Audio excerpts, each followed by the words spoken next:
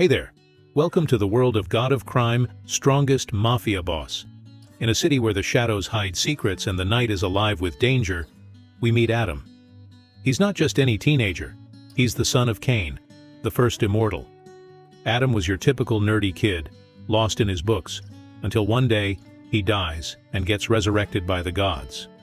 Thrown into a supernatural realm he never knew existed, Adam navigates through crime, power, and the mysteries of this new world.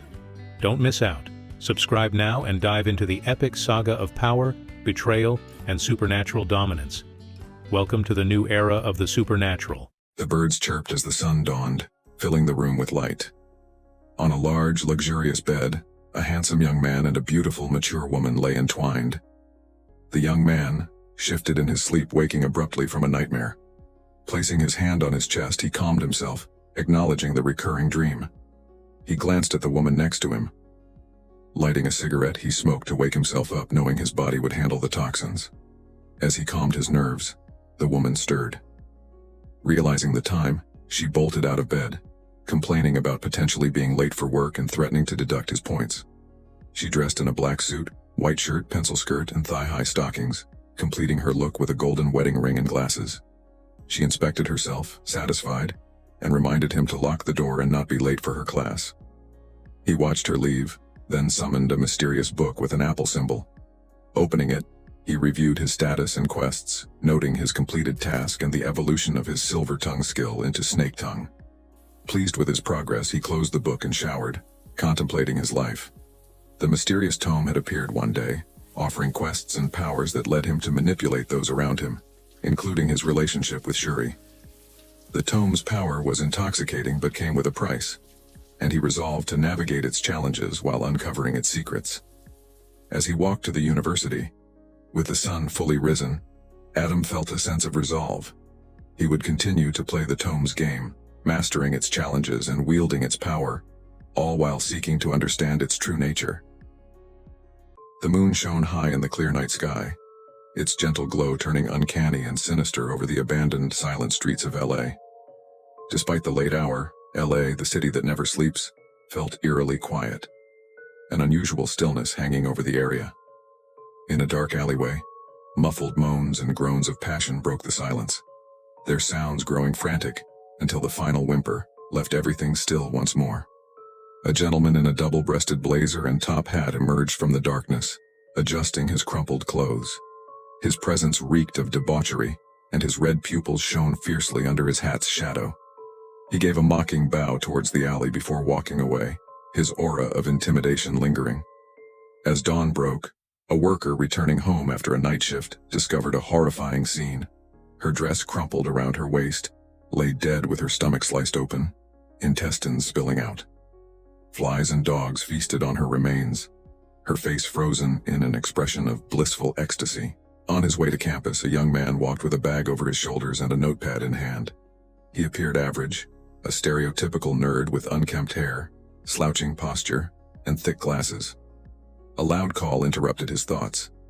He turned to see a black car with two well-dressed individuals, a short Asian girl in a miniskirt and a tall young man with caramel skin. The girl, pouting, complained about his formality, while the young man remained silent, smiling. The girl, Say, teased him about his unfashionable clothes, insisting he dress better for himself, not just for girls. The young man, Steve, watched their banter without intervening, knowing how stubborn they both could be. Adam sighed at Say's persistence, appreciating their friendship despite her tiring ways. Steve, muscular and stylish despite his wealth, contrasted sharply with Adam's baggy tracksuit and thick glasses. Say's love for anime had introduced Adam to a new world, though he remained a casual observer. Ignoring Say, Adam checked his phone and saw a news headline about a serial killer. Say and Steve shared his horror, discussing the latest murder by the so-called American Jack Ripper. Their walk to campus was filled with light-hearted discussions to lift Say's spirits. Steve, ever the gentleman, gave Say his jacket when she shivered. At campus, they parted ways, Steve heading to his medical classes while Adam and Say went to law lectures. As they reached the classroom, they were greeted by Natasha, the top student whose elegance and beauty contrasted with Adam's unassuming appearance. "Privetic, Adam," "I hope your morning went well," she greeted him, her poised presence a reminder of the diverse world he navigated. Adam settled in for another day, the weight of the morning's revelations lingering in his mind. Adam greeted her with a pleasant day, recognizing Natasha Antonovna Nikitina, the undisputed top student since their first year at the university. A wealthy and talented Russian, Natasha was a mix of beauty, intelligence, and resourcefulness, embodying perfection. Despite her accolades, she maintained a calm and elegant demeanor, revealing her true self only to close friends. Say, feeling ignored, complained loudly. Natasha sneered, replying that she couldn't see Say because of her short stature. Say retaliated by highlighting her ample chest, mocking Natasha's less endowed figure. Natasha snapped her pen in anger, her face turning red with embarrassment. Say's effective counterattack left Natasha seething. The tension was broken by a high-pitched voice greeting them. Adam, disappointed that the confrontation was interrupted, saw Alberto Aldini approach, flamboyant and loud. Alberto, ranked fourth in the law department, greeted everyone cheerfully. Say and Natasha huffed, turning away from each other, still irritated. Alberto, oblivious to the tension, asked Adam how he was. Adam shrugged, trying to avoid a lengthy conversation with the energetic Alberto, finding him more exhausting than Say. Adam took his seat at their usual spot, strategically placed to separate Say and Natasha while keeping Alberto at bay. He sighed, resigning himself to the chaos of his friends, which contrasted with his desire for a quiet, unrecognizable existence. The backbench, reserved for the top students, was a testament to their unique group. As they settled in, the class began, and their professor, Shuri Nakiri, entered the auditorium. A successful lawyer, Shuri was both strict and popular, admired by her students. Adam, her nephew, smiled at the respect she commanded, knowing her true, wilder nature at home. Shuri's lectures were engaging, blending theoretical knowledge with practical experience. She encouraged questions and shared insights from her career. The class passed quickly, the students engrossed in her teaching. At the end of the lecture, Shuri announced that she would accept 2 students for internships at her firm, Natasha and Adam, who had the highest grades. She instructed them to submit their resumes if interested. With a graceful exit, she left the students, who groaned in disappointment. Adam chuckled, admiring Shuri's flair for dramatic exits and her commitment to maintaining her cool image. Congratulations were in order for Adam and Natasha, who had earned their spots through hard work and determination. Say, albeit reluctantly, acknowledged their achievements, though she couldn't resist pointing out Adam's favored status with Shuri. Adam accepted this without shame, knowing his grades spoke for themselves. He teased Say about her first meeting with Shuri, reminding her of the time she had called his aunt an old hag. Say reacted theatrically, clutching her chest in mock pain, to the amusement of Alberto and Natasha. The 4 of them had always sat together since their first class, a tradition born from their shared penchant for mischief, despite being top students. Their high ranks often led to accusations of cheating, particularly aimed at Natasha, Say, and Alberto. Adam, however, was a scholarship student whose integrity was never questioned. Teachers initially thought he was being bullied into helping the others, a misconception that was quickly dispelled. Alberto suggested dinner at a new Italian place, but Natasha declined, citing a business event with her father.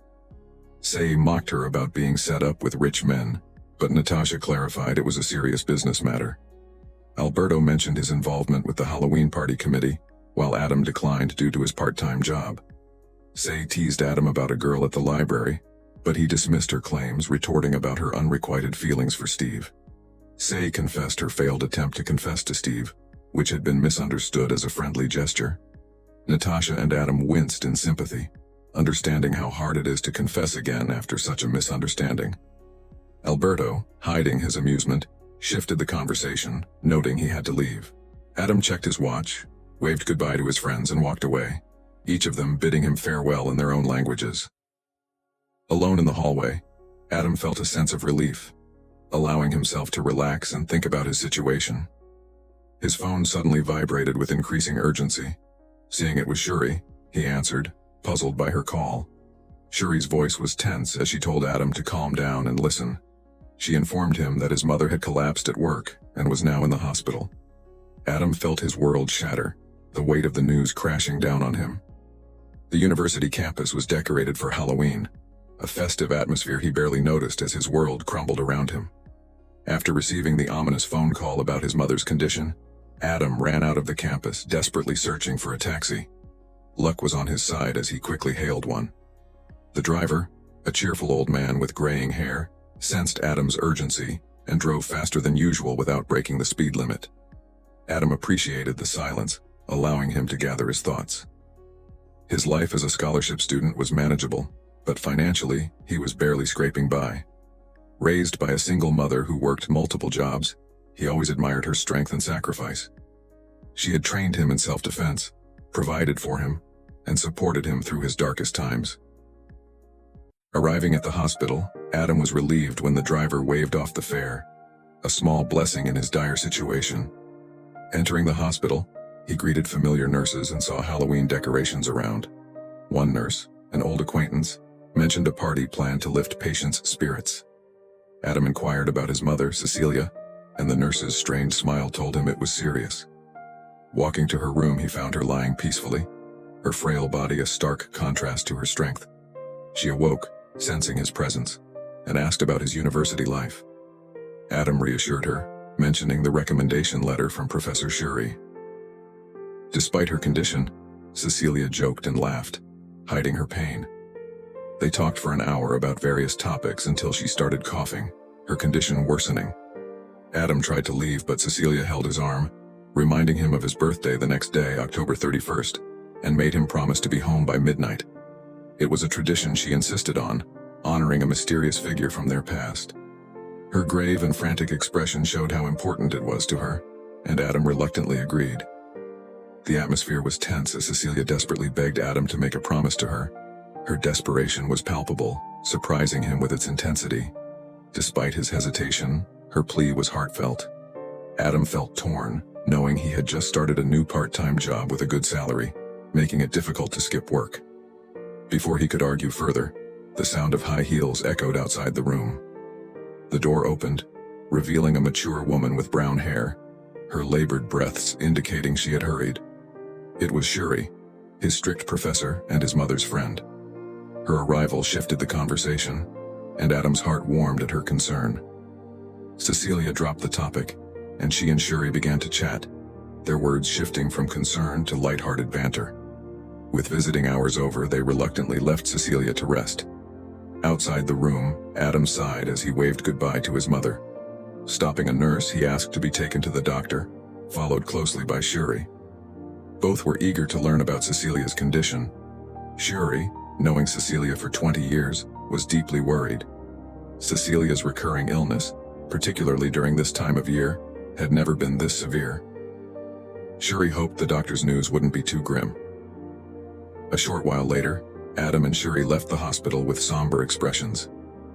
The doctor's news had been dire, and both were visibly shaken.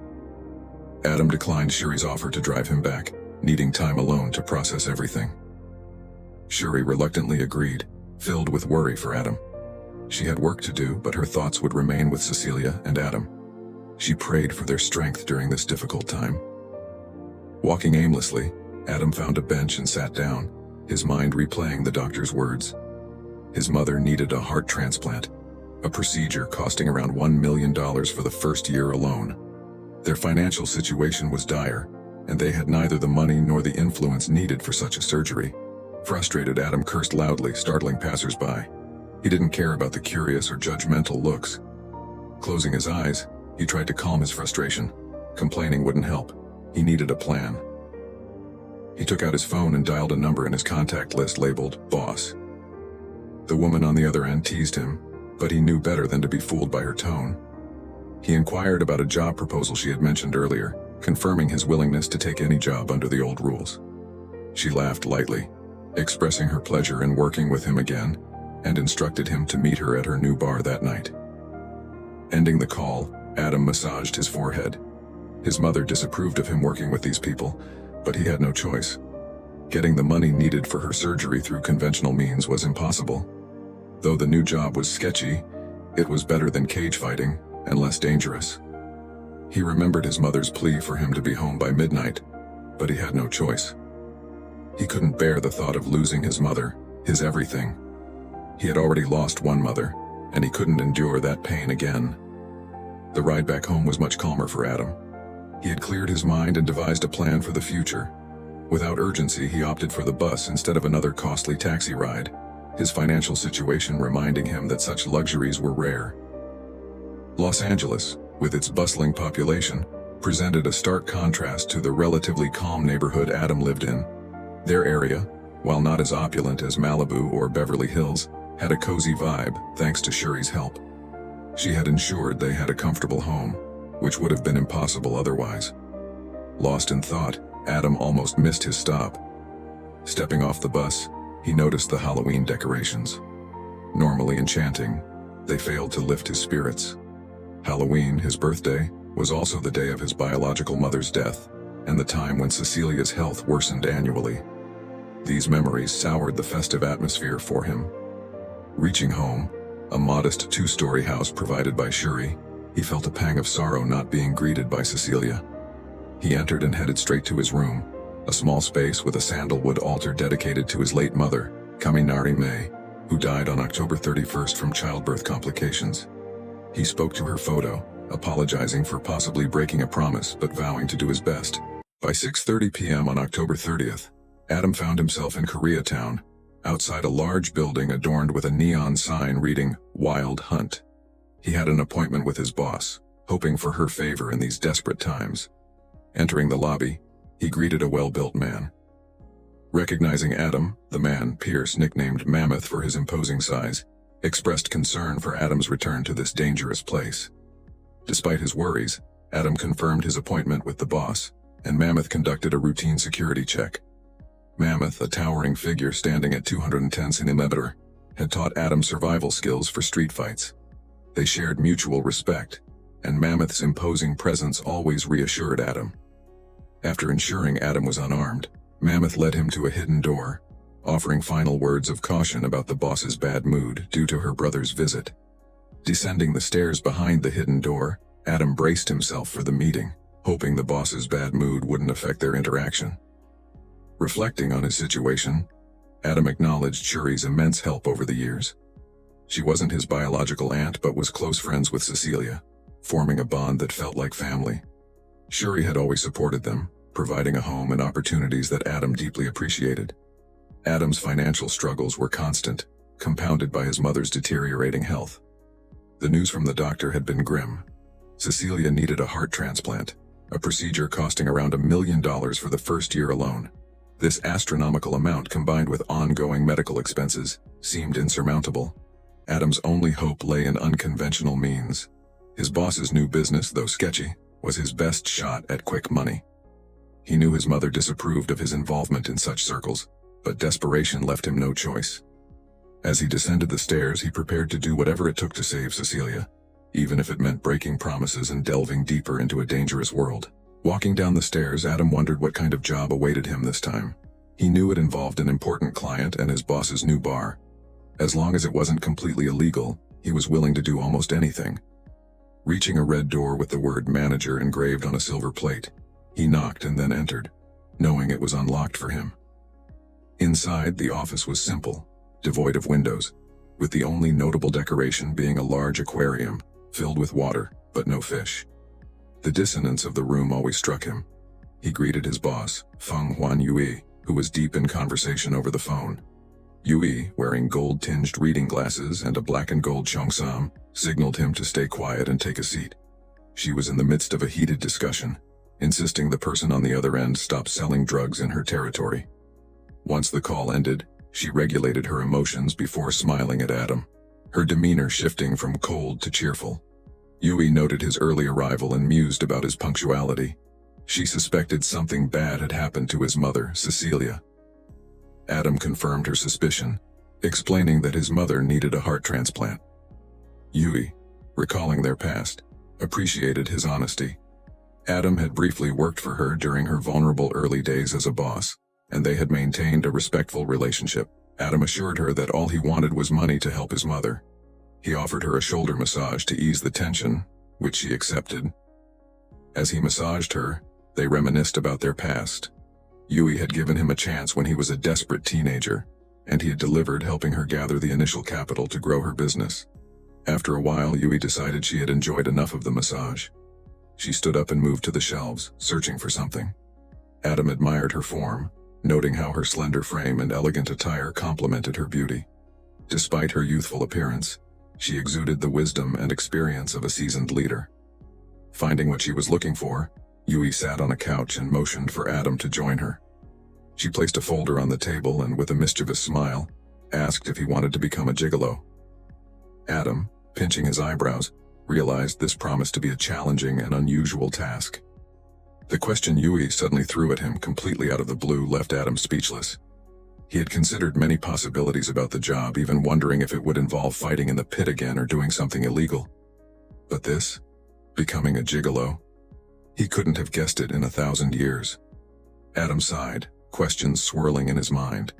He decided to approach the situation calmly, understanding that Yui was not a frivolous woman and never joked about business. He roughly understood what a gigolo's job entailed, but couldn't fathom why she would offer him such a job. Yui explained that most of her businesses operated in the dark, leaving vulnerabilities to be exploited by competitors. To mitigate this, she decided to venture into more legal businesses. She clarified that her idea was not about opening an establishment for male prostitutes. Instead, her hosts would simply spend time with women, who might then give them gifts or pay for drinks. If relationships developed outside the bar, it had nothing to do with prostitution. It was about two consenting adults having fun, and one supporting the other financially. Adam understood the loophole she was exploiting. Prostitution was illegal, but her business model avoided direct exchange of sex for money, thus staying within the bounds of the law. Yui further explained that in Japan, specifically Tokyo's Kabukicho district, a similar model thrived. Kabukicho was Asia's largest adult entertainment district, with over 3,000 bars, nightclubs, love hotels, massage parlors, and hostess clubs. Host clubs, where women paid for the company of handsome men, were part of the scene. These women visited gigolos not necessarily for sex, but to fulfill fantasies and dreams of being pampered and treated like princesses. Gigolos sold happiness and dreams, not just their bodies. Yui wanted to implement a similar system in LA, the city of dreams. Her clients were powerful, but often lonely women seeking companionship. She had thoroughly researched and decided this business model would allow her to expand her empire legally and effectively. Yui informed Adam that tomorrow, Halloween, was the opening of her new business. She had invited many women to a private house, and it would be his job to entertain them. The amount they paid would be his earnings, with a 70-30 split in his favor. Adam, grateful, knew this rate was unusually generous. Yui explained that her goal was not just money, but also influence and networking. Her clients were powerful women who could help her build an empire beyond the reach of her family's influence. The boys working under her were expected to be more than smooth talkers. They needed high educational backgrounds, knowledge of important events, and talents in music, art, and sports. She directed Adam to change into the clothes prepared for tomorrow's event. As Adam prepared to leave, he acknowledged Yui's meticulous preparation. She was like a farmer, patiently sowing seeds, knowing that even if only a few bloomed, it would be enough. He entered a sparsely decorated bedroom behind a door in the office. The room was messy, a stark contrast to her organized workspace. He saw new bathing tools, reminding him of his past when he used to wash off the blood after fights. Yui had indeed prepared everything meticulously. Adam sighed and began to ready himself for the important work ahead. The bath didn't take too long for Adam, even though it felt like an eternity compared to his normal shower time. Despite being meticulous, he was still a man with limits on how long he could spend bathing. Once he felt clean enough, it was time to get out of the shower and put on the new clothes provided by Yui. Everything was ready for him to wear, and as he put them on one by one, they oddly fitted him perfectly. On the stand, he saw a pair of glasses that gave him a more mature look, different from his usual nerdy ones. He wondered how Yui knew the perfect power level for his vision, but shook his head, taking a look at the rest of the attire. Yui had clearly chosen a more mature style to appeal to her customers. The attire was a classic but fancy three-piece suit, a black borderline gray jacket and vest over a clean white shirt with golden buttons. For the lower torso, black premium pants gave off a clean feel, paired with elegant black leather shoes. The shirt cuffs were custom, made in the form of the letter A, clearly denoting the first letter of his name. It was a custom-made suit to perfectly represent him. His hair was swept back, giving it a more wild look compared to the nerdy look from his forward bangs that partially hid his eyes. Standing in front of the mirror, Adam could hardly recognize himself with this makeover. They say that clothes don't make the man, but they sure helped a great deal. They were necessary to create a solid first impression and maintain an image and aura that would otherwise be hard to build with just one's personality alone. Yui entered the room with great strides, taking the black tie with an elegant gold patch straight from his hands and approached him to tie it around his neck. Adam simply stayed silent, observing her. It was an intimate gesture, like a wife taking care of her husband or a big sister helping her brother.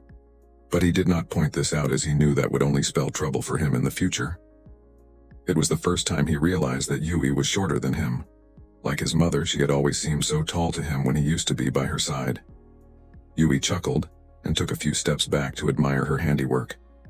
She remarked on how he had grown up quite well and was even taller than her now. Adam hesitated before asking what was next. Yui raised an eyebrow, astonished by his question. He explained that he needed to speak to the manager of his part-time job about leaving and wished to be home before midnight. Yui tilted her head in confusion before remembering something about Adam she had forgotten over the years. His birthday was tomorrow, and he still had the same rule going on. Yui thought for a while before agreeing to a crash course, acknowledging that Adam already had most of the criteria down. She led him to the main room above, where Mammoth could be seen wiping out a few glasses. Raising his head, Mammoth looked toward Adam and whistled in admiration. Yui laughed at Adam's remark about her acting like a creepy elder sister, then led him to a private zone before sitting down. Yui talked about the basic rules, the most important being to avoid any relationship outside of the bar with the clients. The idea was to create a dream for the clients, a short-lived illusion where they felt special and loved. Yui didn't want to deal with jealous women tearing each other apart in her place. Consequences from powerful women would bring bad outcomes for everyone involved, particularly her. Yui went over what was expected of Adam, emphasizing that the first night was more about observing and learning. She looked up, realizing they had discussed for nearly 2 hours. She had been happy to see him again and ended up spending more time than planned. She instructed Mammoth to call a taxi for Adam, who thought he needed to change. Yui insisted he keep the clothes and become used to them. They shared a moment of mutual appreciation before parting ways, with Yui reminding him to be home before midnight. After Adam left, Yui's demeanor changed. She was no longer the slightly teasing and gentle Yui but the undisputed overlord of K-Town. She instructed Mammoth to check the list of invitees and be on the lookout for troublemakers trying to circulate drugs in her territory. She was determined to protect her territory and fight back against any threats. This was her way of life, and she did not intend to change it, even if it brought her to her death. That was what Fenghuan Yui was all about, nothing more, nothing less. We've taken our time setting the stage, but now, brace yourselves since the real adventure is about to kick into high gear. Adam is about to unlock a game-changing skill and step into a world brimming with supernatural mysteries. So stick around and watch each twist and turn in Adam's extraordinary journey. And don't forget to subscribe to watch next volume. And was now heading to his part-time job. The traffic in Los Angeles, already notorious, was even worse due to the festive season, causing frustration for everyone, including Adam. He considered taking the subway but stayed in the car, anxious about time. Adam's part-time job was at a fast food joint, a common gig for students seeking their first income. Though he could have resigned without much notice, Adam chose to inform his kind manager, Marcus, in person. Marcus was understanding, though he worried about Adam's new, seemingly lucrative job, suspecting potential risks. He offered his support if Adam ever needed help. After saying his goodbyes, Adam left the restaurant, closing a chapter of his life. As he headed home, the traffic remained terrible, causing him to repeatedly ask the driver to speed up. The driver, frustrated, eventually dropped Adam off a short walk from his home. Walking through the crowded, festive streets, Adam received a message from Shuri, who was on her way to spend his birthday with him. This reminded him of his mother's caring nature, which he now appreciated more. As he walked down a quieter street to save time, Adam felt an uneasy sense of anxiety. Suddenly, the sounds of the city faded, and he found himself alone. He heard muffled sounds, initially thinking it was a couple, but the sound turned into something more sinister. He decided to stay hidden, realizing the potential danger. Adam sent a message to Yui for help, then heard departing footsteps and felt a sense of relief. However, a figure appeared, commenting on Adam's presence before striking him. Adam felt a sharp pain as he fell, his vision darkening. His last thought was regret for not staying home. At 11:59:59, his breathing stopped. Then, precisely at midnight, his heart began to beat again and blood flowed through his body once more. What happens after death? This is a question that everyone ponders at least once in their life. Adam, who believed in a supreme being but was not religious, found himself facing this mystery directly. Upon dying, Adam experienced a disorienting darkness, feeling as though he was floating in a void. Suddenly, he saw the Milky Way, a beautiful array of lights in the darkness. A feminine voice then urged him to wake up. Opening his eyes, Adam found himself in an immense library filled with countless books. Still processing his surroundings, he noticed he was naked, which added to his confusion. A stunning woman who introduced herself as a librarian greeted him. She clarified that he was neither in heaven nor hell but in the Nexus, a place where all knowledge of all universes was stored. Adam learned that he had died and simultaneously awakened to a second chance at life. The woman offered him a choice: to take any book from the library, thereby changing his destiny. Adam, wary yet curious, questioned her motives.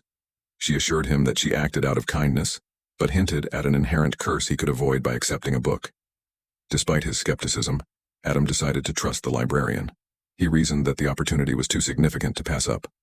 After considering the vast array of books, he realized he would always wonder what he might have missed if he chose only one. Therefore, he made a bold decision. Instead of selecting a single book, he chose the entire Nexus. The woman, smiling, acknowledged his choice, hinting that he would not regret it. Adam's journey was set to take an extraordinary turn, influenced by the limitless knowledge he now had access to. Adam's choice, though appearing reckless, had been meticulously calculated.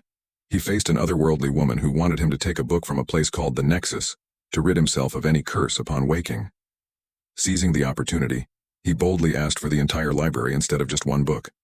This was a gamble with high rewards, owning the entire knowledge of the universe, if successful.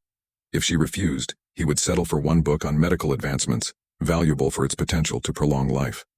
To his relief, she responded not with anger but with laughter, acknowledging humanity's insatiable greed for knowledge.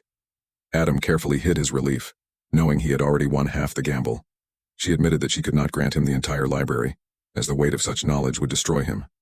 However, she offered a key to the knowledge, a book titled, which would gradually grant him access to the Nexus. Adam, now cautious, asked for the catch. She explained that he had two choices: instant knowledge from one book with the risk of mental destruction, or the empty book, allowing him to progressively fill it with knowledge. After much contemplation, Adam made his choice. The silver-haired woman, now alone, bit into an apple, satisfied with the encounter. Another woman, contrasting her with dark skin and black robes, appeared, remarking on her happiness. The two seemingly alter egos discussed the encounter with Adam. The dark-haired woman hinted at a visit to Earth, intrigued by Adam's potential. Back on Earth, Adam awoke in darkness, hearing a voice confirming his presence and beginning a data transfer. The system detected Cain's curse, managing to destroy only the first lock due to insufficient energy. Adam's clearance level was too low to access the full knowledge of the book, but adjustments were made. When Adam woke up from his deep slumber, he felt as if he had been living in a void of darkness. The mellow light in the room was so intense that it felt like it was piercing his eyes, causing him to scream in pain and shock. Everything seemed overly vivid and bright, overwhelming his senses. Sounds, scents, and even the slightest sensations felt much more intense, leaving him devastated. As he tried to make sense of his surroundings, he heard a voice exclaim, "He woke up. Go call the doctor. Hurry." The loud noise added to his discomfort, making him cover his ears and close his eyes, trying to muffle the intense sensations. His brain throbbed, and he felt as though he might die from the sensory overload. System voice intervened, noting his unstable condition and requesting permission to temporarily lock the first gate. Desperate, Adam agreed, and instantly, his senses dulled to their previous levels, allowing him to feel more normal, albeit with a sense of disconnection from the heightened state he had just experienced. He realized he was in a hospital room, wearing a hospital gown and lying on a hospital bed. A doctor and two nurses entered to check on him. The doctor, a middle-aged man named Dr. Stewart, introduced himself and asked Adam some questions to assess his condition. Adam was given some water, which he drank eagerly, and answered the doctor's questions, confirming his name as Adam Gospel. Dr. Stewart, satisfied with the answers, indicated that further checkups might be necessary but could wait. A nurse whispered something to him, causing him to frown before delivering some news to Adam. Detectives wanted to ask him a few questions about what had happened to him. Adam's mind raced as he recalled the events that led him to this situation. Two detectives, Taiko Kirishima and Detective Smith, entered the room. Taiko, whom Adam recognized, began questioning him about a woman in a photo and what he had been doing on the street where he was found. Adam, recalling the circumstances of his supposed death, decided to exercise his right to remain silent, indicating that his lawyer would answer any questions. Detective Smith was frustrated by Adam's silence, but Taiko explained that pressing further would be unwise, given the potential involvement of powerful entities like the Yakuza and the Triad, and the backing of a significant law firm. After leaving the hospital, Smith expressed her frustration, noting the suspicious nature of Adam's connections. Taiko, understanding her concerns, explained that his daughter was friends with Adam, and he planned to get more information through her. Though he didn't believe Adam was the culprit, he acknowledged the suspicious circumstances and resolved to understand the situation better. Taiko, feeling the weight of the situation, sighed and continued to smoke, contemplating the complexities of life and the case at hand. Moments after the detectives left the room, a disheveled woman in an equally disheveled suit rushed in and hugged Adam tightly. "Adam, are you all right?" she exclaimed, her voice trembling. "What is wrong with you two, mother and son? You are going to be the death of me." Her quivering form and intermittent sobs distressed Adam. He didn't want to see her in such a state. Shuri had been hit with a series of misfortunes, discovering her husband's infidelity, her best friend's terminal illness requiring a heart transplant, and now Adam's hospitalization. Adam sighed ruefully and hugged her back, trying to reassure her of his safety. "I am sorry," he whispered. No words could change what happened or ease her distress. They stayed like this for a few minutes before Shuri composed herself, wiping away her tears. She shifted into her professional demeanor. "The doctor told me the police visited. What did you tell them?" "Nothing. It was Sei's father, but I decided staying silent was the best course of action." "Good job," she said, nodding. She closed the door to ensure privacy. "Now tell me everything that happened, and leave nothing out." Though Shuri didn't specialize in criminal law, her firm had a department for it so she could manage. She wanted to gather all the information to decide the best course of action for Adam, should he be implicated in anything illegal. Adam took a moment to organize his thoughts. The events felt surreal, making it difficult to decide what to reveal.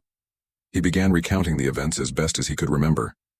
After he finished, Shuri left, as visiting hours were long overdue. The doctor had informed her that Adam needed rest and could be discharged in the morning if he wished. Adam accepted their goodwill, knowing he was merely a witness to a crime. He was confident that he couldn't be tied to the case, especially since the real culprit, Jack the Ripper, always left traces of DNA evidence, which would prove his innocence. "Now I am alone again," Adam muttered, lying down and closing his eyes, trying to sleep. However, memories of the recent events haunted him. "I died," he thought, certain of the reality of his death. It couldn't have been an illusion, as he feared losing his sanity otherwise.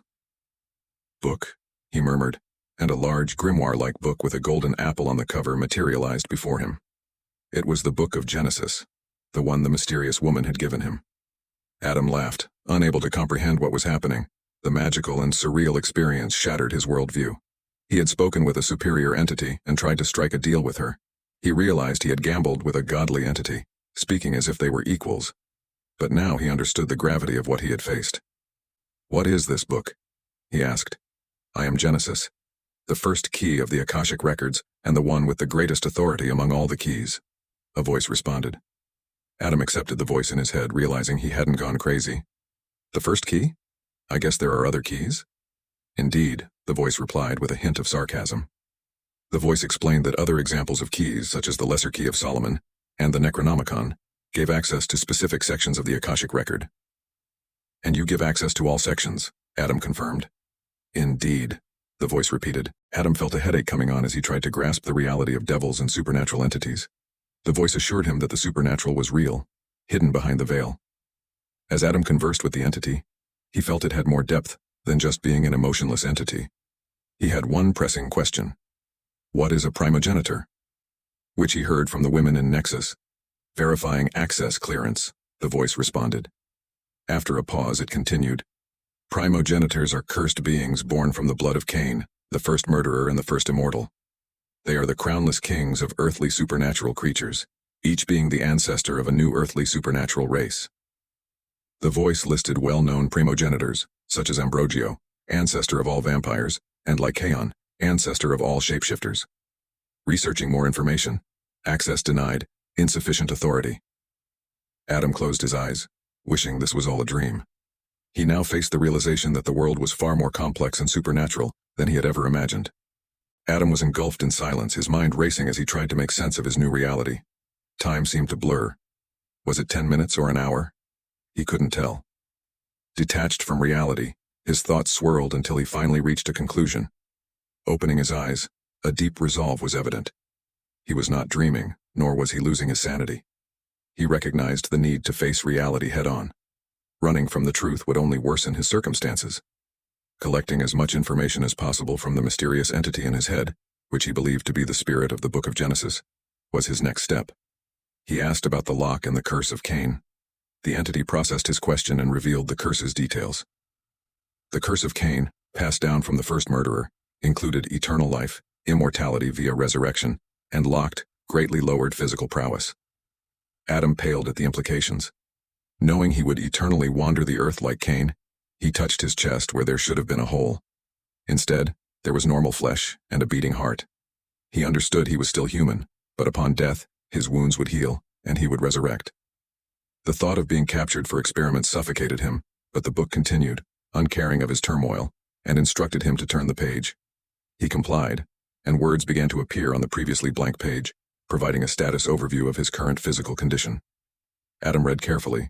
His name, Adam Gospel, was listed alongside his affiliation, alias, race, primogenitor, age, 21, weakness, curse of Cain, acquired power, Book of Genesis, innate authority, origin, skills, NA, and overall combat capacity, F+ with potential for D+.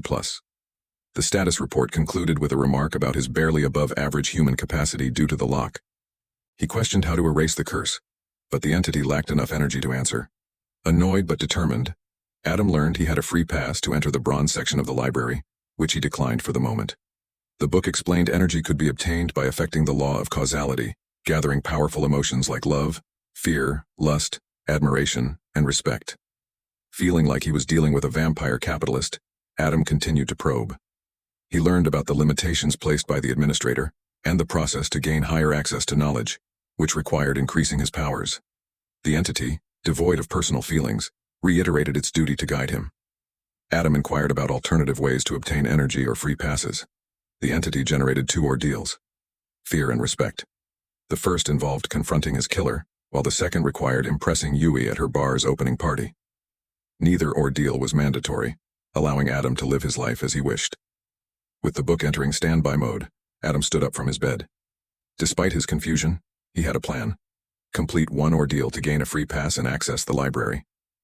He dismissed confronting his killer, as he knew nothing about the supernatural or his assailant.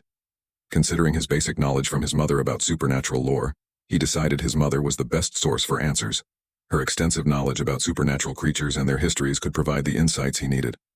Reflecting on his new reality, Adam understood he was an immortal being, potentially linked to the first murderer of humanity. He had died on his birthday, and encountered a mysterious woman with an unknown agenda. Now, with a sentient book in his head, he hoped his journey wouldn't end in tragedy. All an ordinary boy like him could do was hope for the best. When the sun finally stretched beyond the horizon, signaling the beginning of a new morning, Adam stood in front of the hospital entrance. He wore a simple shirt provided by the nurses, as his previous shirt had been ruined, and the pants from his previous outfit. Despite the doctor's repeated offers for further checkups, Adam declined, knowing there was nothing more they could do for him. He took out his phone from his pocket, noticing a flood of messages and missed calls from his friends, worried about his hospitalization. He replied to them with a single message, assuring them he was all right, and that he would explain everything later, either at the university or during a gathering. He also clarified that since he had been discharged, there was no need for them to visit him at the hospital. Adam then called Shuri, informing her of his discharge. She was initially frantic but calmed down after Adam repeatedly assured her that he was fine and no longer needed her to babysit him. She decided not to press further after the incident he had been involved in. Just as Adam was about to call Yui, he received a message from her, startling him. The message read, "I am outside." He looked up to see an elegant black car, likely an expensive brand, driving into the hospital compound and stopping in front of him. Following the instructions, he opened the door and got into the vehicle. Inside the car, Mammoth was driving and Adam found himself sitting close to Yui.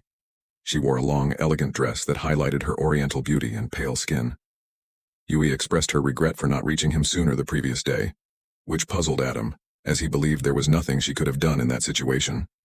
He knew that Mammoth had sent him to the hospital after finding him collapsed. Yui insisted that Adam needed to rest and recuperate, given his close brush with death. Despite her concern, Adam reassured her that he was perfectly fine, with no visible wounds. As he tried to coax her, he remembered the ordeal set by the Book of Genesis, which required him to impress Yui at her bar's opening party, to earn a free pass to the Nexus. Choosing this ordeal over confronting a potential supernatural serial killer seemed the safer option.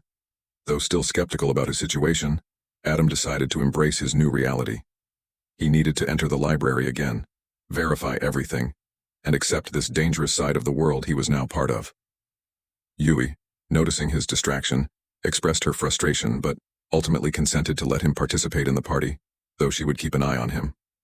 Sensing Yui's scrutiny, he assured her he felt fine, despite the shock of his near-death experience.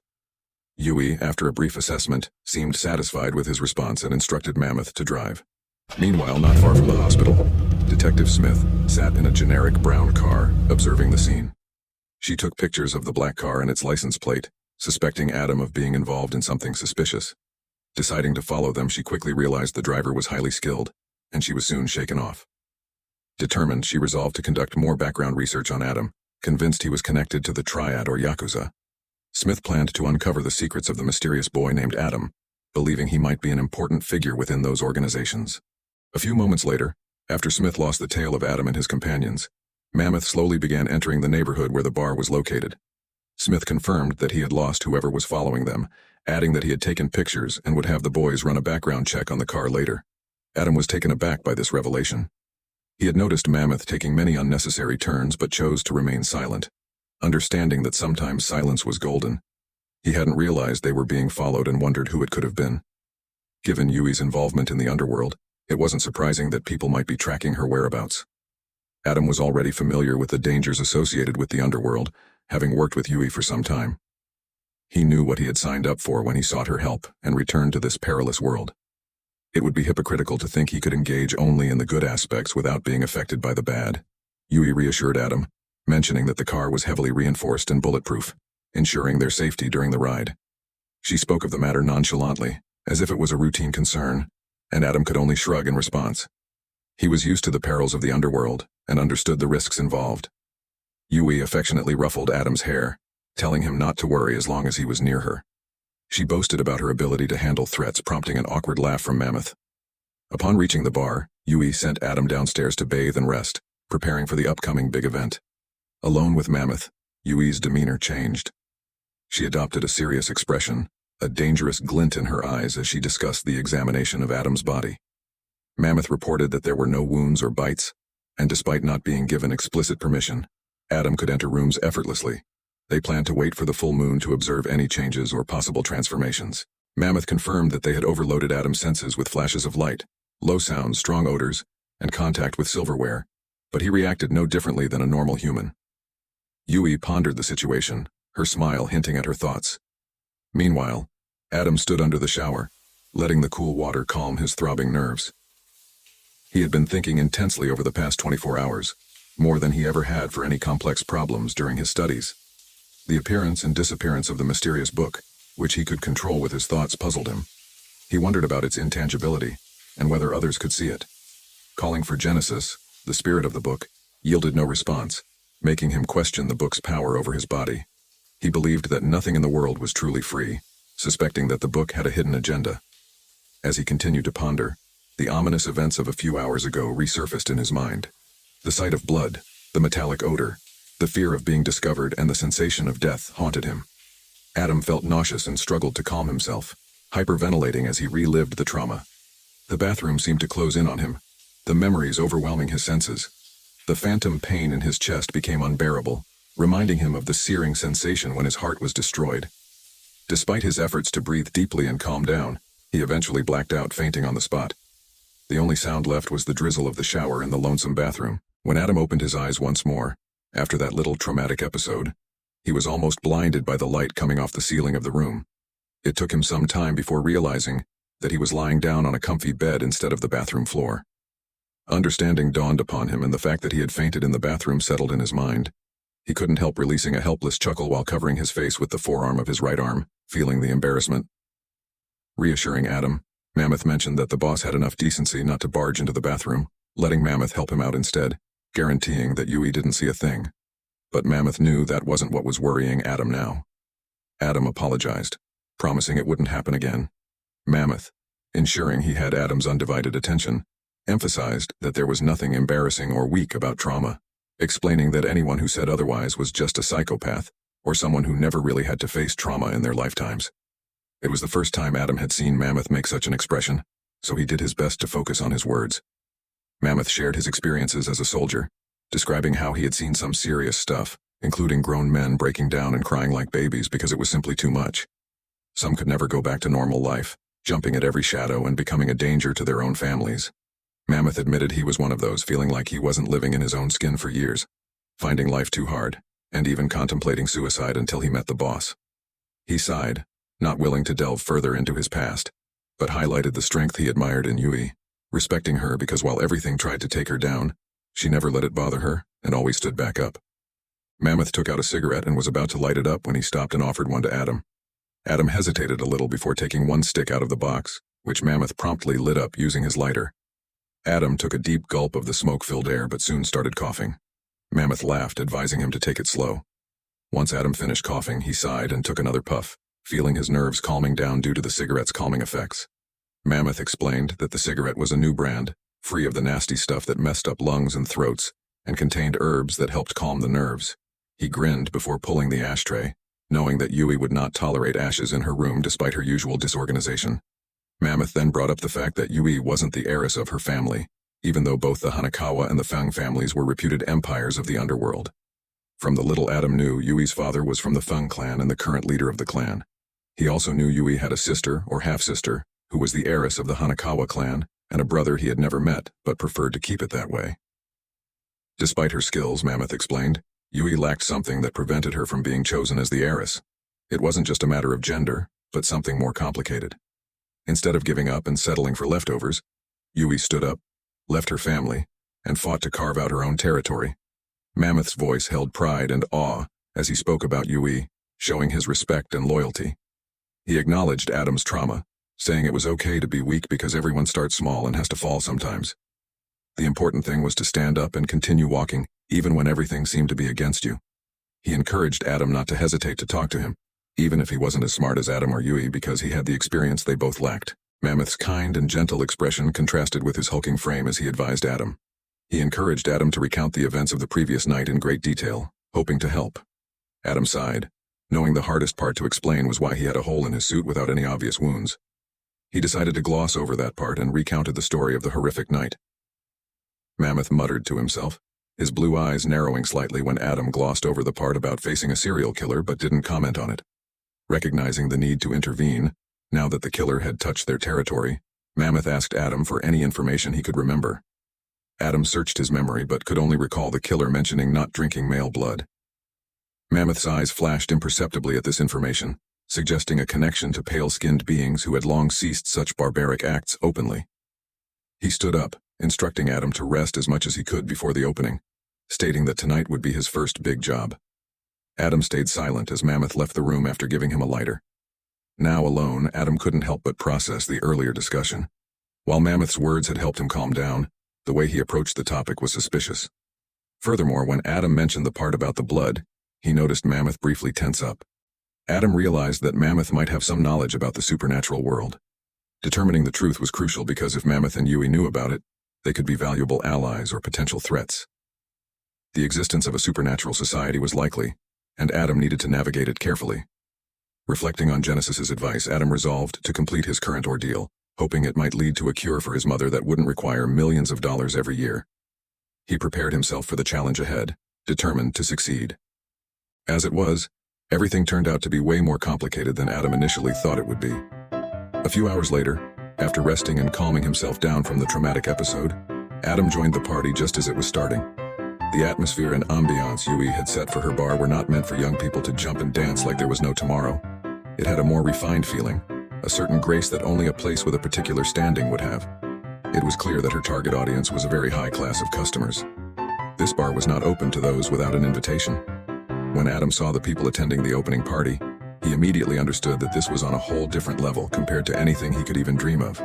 Beautiful women wore all kinds of extravagant and designer clothes, each trying to outdo everyone else at the party. He wondered if the robes, purses, and jewelry gathered in this place might be enough to take care of his mother and her medications for 2 to 3 years or more. The lights illuminating the bar were a beautiful mix of pink and red. The dim lights of gentle illumination allowed the guests to slightly hide their expressions from everyone, adding a subtle sense of intimacy and secrecy to every individual, promoting a mysterious and romantic ambiance. On the stage, a young, handsome man wearing a long white shirt sang as he swayed with the tune. Meanwhile, another man with features equally as striking played the piano next to him with a gentle and harmonic rhythm.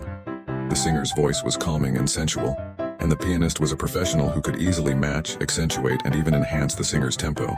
The women quickly felt at ease with the atmosphere of the bar, forming groups and discussing in hushed voices. It was a gathering of femme fatale.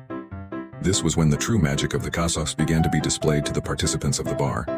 Handsome men ranging from their 20s to their 30s working as waiters or hosts moved into the room in a seamless and ordered stream, ensuring that the women constantly had half-filled drinks and were engaged in fun but insightful discussions.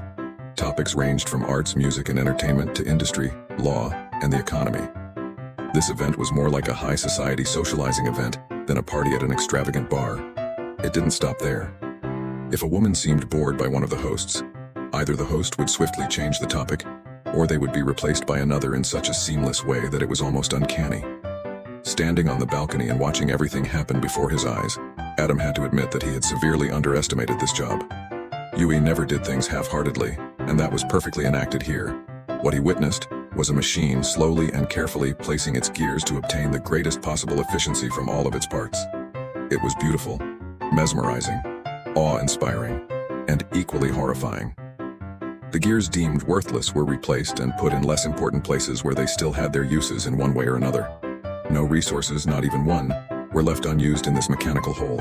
At the heart of everything, located in the center of the room, was Yui. Like a queen with her entourage, she wore a black Chinese dress that showed off her bare back to the admiring world. On her back was the tattoo of a black coiling dragon that seemed alive. Her face bore no makeup, enhancing her natural beauty. Adam nearly had his breath taken away when he first glimpsed her from afar. Until now, she had always been that funny and boyish big sister to him. But he realized then that she was a very desirable woman in her own right. Sadly, this did not change the situation he was in. Adam was lost about what he had to do right now. His musings were interrupted by a young woman wearing clothes that made her resemble a professional butler. She had short red hair and beautiful blue eyes that perfectly complemented her boyish charm. Seeing his confusion, she smiled and stretched out her hand for a handshake. Introducing herself as Nicola, the coordinator of the party, she mentioned she had joined the wild hunt not long after Adam had left. Her hand was encased in stylish black gloves, and she explained with an embarrassed smile that she wore them because she did not like showing her hands in the open. Adam responded to her offer of a handshake, finding no reason to refuse because of a pair of gloves. Nicola mentioned that everyone knew Adam, as the boss loved to talk about him. Her smile had an edge to it, and Adam could feel her strengthening her handshake ever so slightly. When Adam did not reciprocate, she sighed and let go of his hand. Nicola explained the significance of the event, pointing out influential figures in attendance, including the sister of the district attorney and individuals from political families. She highlighted the efforts Yui had made to bring such a distinguished crowd together. Then her tone turned condescending as she spoke about the work put into preparing for this day, and her surprise when Yui announced Adam would participate. Placing a hand on Adam's shoulder, Nicola made it clear she didn't care about his personal problems and threatened him to stay put and not mess up the event, promising to end him herself if he did. Adam, unfazed by the threat, brushed her hand off his shoulder and adjusted his suit. He calmly retorted that he had faced threats before and knew what happened to those who acted out of a false sense of superiority. Approaching her ear, he whispered that mad dogs who tried to bite everyone were put down. Understanding the rules of this world, Adam knew he couldn't show weakness, as it would attract sharks ready to tear him apart. Shaken by the supernatural events of the last 24 hours, Adam found comfort in the familiarity of this high-stakes environment. He knew he couldn't mess up and realized the risk Yui was taking by letting him join the party without formal training. Nicola had not named the women surrounding Yui, indicating they were even more important and influential than the rest. The machine was accelerating as each gear found its place, and Adam understood he needed to find a careful balance to avoid jamming the mechanism. Observing the scene, he prepared to act his part, but was surprised when a beautiful and plump woman approached him. Introducing herself as Bridget Bishop, she looked down at him with a predatory smile. Adam, switching gears, took her hand and gave a small kiss on the back of it, addressing her politely. Bridget's smile widened as she looked at him.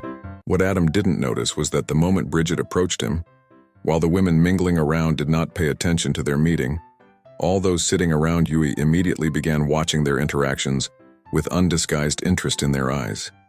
This was the first time they saw that old witch being interested in someone else, and they wondered who that boy might be. The women talking around Yui quieted down after that little question, and Yui, hiding the frown that tried to emerge on her face, replied with a smile instead, saying that he was her sworn little brother, although not yet. But she planned to make that a reality one day and wanted to train him a little before that. One of the women asked if that meant she would give everything to him after she retired. Yui responded, saying surely they jested, as she was only a few years older than him and didn't plan to retire anytime soon. The woman teased, saying she was so mature and competent for someone her age that they sometimes forgot she was still a youngster, unlike them, the old monsters. Yui kept her smile despite the threat and mockery laced in their veiled words full of double meanings. It didn't matter to her how old and experienced they were. She feared none of them. Wisdom and power were not necessarily related to age in the end. It was just about how much one experienced and what they were able to learn from it. The conversation meandered through its usual merry route before one of them put forward a question that cast a freezing silence over their entertaining chat. She said she did not want to be presumptuous, but the recent cases of murder in LA were quite concerning. Yui replied, saying what could she do, as they didn't happen in her territory after all. The woman remarked, saying she thought that since they attacked her sworn brother, she would intervene now, as powerful hunters were quite rare in LA, but she asked to be forgiven if she was mistaken in her assumption. Yui scowled inwardly, thinking, bitch.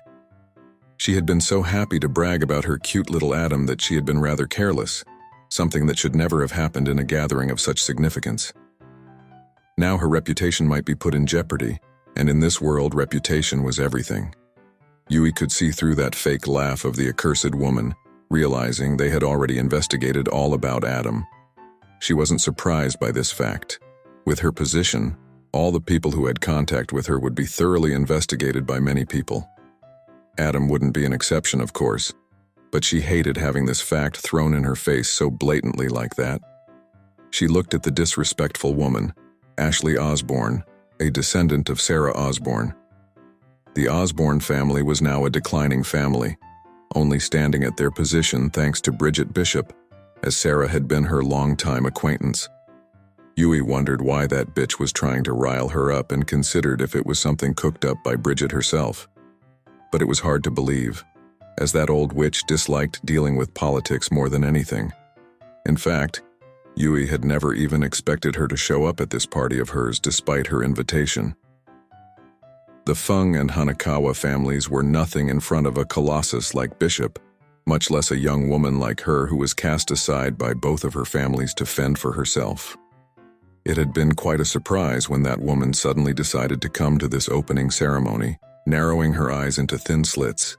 Yui had just the right answer to that blatant remark. She said that no one could attack one of her own and go unpunished, much less after attacking her little brother. But she believed the killer this time might need the direct intervention of a director. Silence and wonder filled all of their expressions, and the group turned eerily quiet at that bomb Yui had thrown. They knew very well that there was only one reason that might need the meddling of a director-level executive. Ashley seemed quite surprised by that news and asked if she believed it was a rogue or a newborn. Yui replied that she did not know, but with the information they had, it was most likely a newborn that wasn't raised properly. They all looked in Adam's direction, not finishing the sentence, but the question in their words was evident. Yui clarified that he was not. Their interest swiftly diminished. They thought that Bridget might have simply been curious the same way they had just been, and would lose interest in the boy pretty soon. Of course, they still made sure to keep the name of the boy in mind. For an instant, Adam's mind grew sluggish after looking into her eyes, and his eyes seemed to lose focus, but he gathered his mind back before the effects could reach his facial expressions and reactions. Bridget showed a smile full of surprise at his reaction before an even brighter smile replaced the one before and graced her beautiful lips. Adam commented on her name, saying it was very beautiful and that he believed he had already heard it somewhere. Bridget suggested having a drink with her, saying mayhaps his memory would come back to him. Adam chuckled, feeling that this woman seemed way out of his league, but he couldn't exactly back down now, could he? Fake it until you make it. He decided to go with that approach, holding her hands in a gentlemanly manner and bringing her to a somewhat private zone. Yui had told him that this was the place they could bring clients who did not want to move in groups. The zone was not closed off, but it was a certain distance away from others and gave a certain intimacy between the ones inhabiting it. Once seated, someone swiftly came and took their orders. Bridget raised an eyebrow as Adam asked for a simple cocktail without alcohol. He hid an embarrassed smile from forming on his lips and simply shook his head, explaining that he made a promise to have his first drink with someone else. He immediately recognized the mistake he made, and from the dumbfounded look the waiter gave him, he wasn't the only one who thought that he had gone mental. Bridget laughed, saying it was the first time a man said something like that to her face. Even though she said so, the mirth in her eyes was evident that she hadn't minded his words and even welcomed them. She instructed the waiter to bring them 2 cocktails, saying it would be rude to be the only one drinking alcohol. Once the waiter left, Bridget chuckled lightly again, remembering that small slip-up by Adam as she sat opposite him. She commented that he wasn't really good at this, was he? Her position as she bent down and asked. This made a great opening to her womanly charms. But while Adam lacked experience, he wasn't a thirsty lad that he would lack all decorum and openly stare at the breasts of a woman. No matter how charming, beautiful, and a great view that would be. Keeping his eyes up, gazing straight at her beautiful eyes, he gave a shy smile and scratched his neck in embarrassment. It seemed that this woman liked the fact that he did not have any experience. So he decided to capitalize on it, admitting that this was honestly his first time in such a place and occasion. Bridget expressed surprise, but their discussion was interrupted as the drinks were served, and the waiter immediately vanished after having done his job. Adam seriously wondered if the man was a ninja with how silent his steps had been. Bridget asked if she should call him Mr. Gospel, to which Adam replied that Adam was fine, and she could call him Adam. She then asked what brought a handsome young man such as himself to this place. Adam responded simply with money. Bridget remarked that he was quite the direct young lad, wasn't he?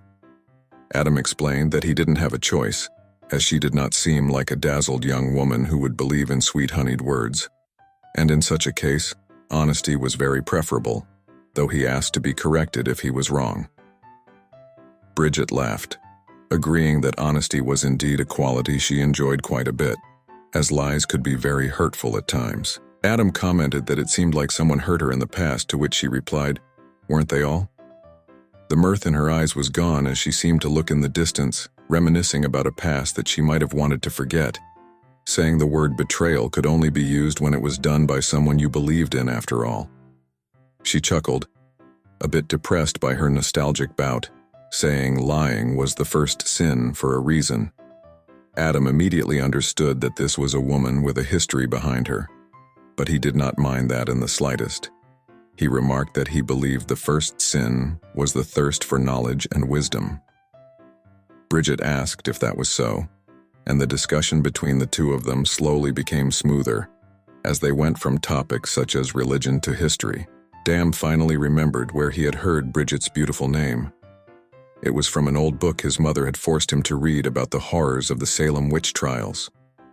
Among the names of the women who were burned, hanged, or decapitated after being accused of witchcraft, 4 stood out as the first accused: Sarah Good, Sarah Osborne, Tituba, and Bridget Bishop. Bridget had been sold out by Tituba and became the first accused witch to be put to death, hanged at the Salem gallows in a public display. Adam's hand trembled slightly as a scary thought crossed his mind. He silently gulped down his drink as cold sweat trickled down his back, hoping this was just a coincidence. Trying to keep his apprehension from showing, Adam spoke calmly. "I remember where I heard your name. Bridget Bishop." That name appeared in the list of executions in the Salem witch trials. Bridget chuckled at Adam's words, noting how rare it was for anyone to recognize that name. Adam explained that his mother was a fantasy nerd and had shared her passion with him. Bridget remarked that his mother seemed delightful, and Adam smiled, thinking of all Cecilia had done for him. He didn't mind being called a mama's boy now, unlike in high school. Switching topics, Adam mentioned that since it was Halloween, their conversation might be fitting, and asked Bridget what she thought of the Salem trials, whether witches were real, and if the executed people deserved their fate. He noticed a certain edge in her voice when she talked about the trials, but it didn't change his opinion. He refreshed his memory about the trials, describing them as horrific events driven by human darkness, ignorance, and fear. He detailed how 200 people were accused of witchcraft, 30 were found guilty, and 19 were executed, including 14 women. Adam, studying to become a lawyer, believed the trials were an example of justice being ironically delivered in the most unjust way possible. He felt justice could become twisted by mass hysteria and isolation. His answer didn't satisfy Bridget, so he spoke more openly. He admitted he didn't know if witches existed or if they were evil as depicted in history, but he believed all those accused during the trials were innocent. Bridget, now more interested, asked why he thought that. Adam reasoned that if witches truly had supernatural powers, simple farmers wouldn't have been able to capture and kill them. Bridget smiled brilliantly, agreeing that people often overlooked simple truths. She mentioned that Sarah Good, Sarah Osborne, and Bridget were children during the trials and expressed frustration that it took 300 years for people to recognize the Salem trials as wrongful. She talked about how, by eating the apple of knowledge, humans lost divinity and immortality but gained wisdom, though she questioned where that wisdom had gone. Adam sensed she took the matter personally and asked if she was a descendant of the true Bridget Bishop. Bridget's mysterious smile and the card she handed him with a name and address left him confused as she walked away after kissing him on the cheek. Bridget then joined Yui and other important members of the party. Her presence silenced everyone. Bridget commented on Yui's luck in having Adam. Yui, startled, apologized if Adam had been rude, but Bridget reassured her, saying Adam had invigorated her. She offered Yui a formal card, promising the Academy's help and her regular visits as long as Adam was around. Yui hesitated, recognizing the value of the connection but worried about the implications for her and Adam. Bridget assured her she had no ill intentions, just a keen interest in Adam. Bridget left with Ashley, who questioned her aunt's interest in Adam. Bridget implied that Ashley had missed something special about him due to her halted training. Ashley understood the potential match between Adam and her daughter Luvia.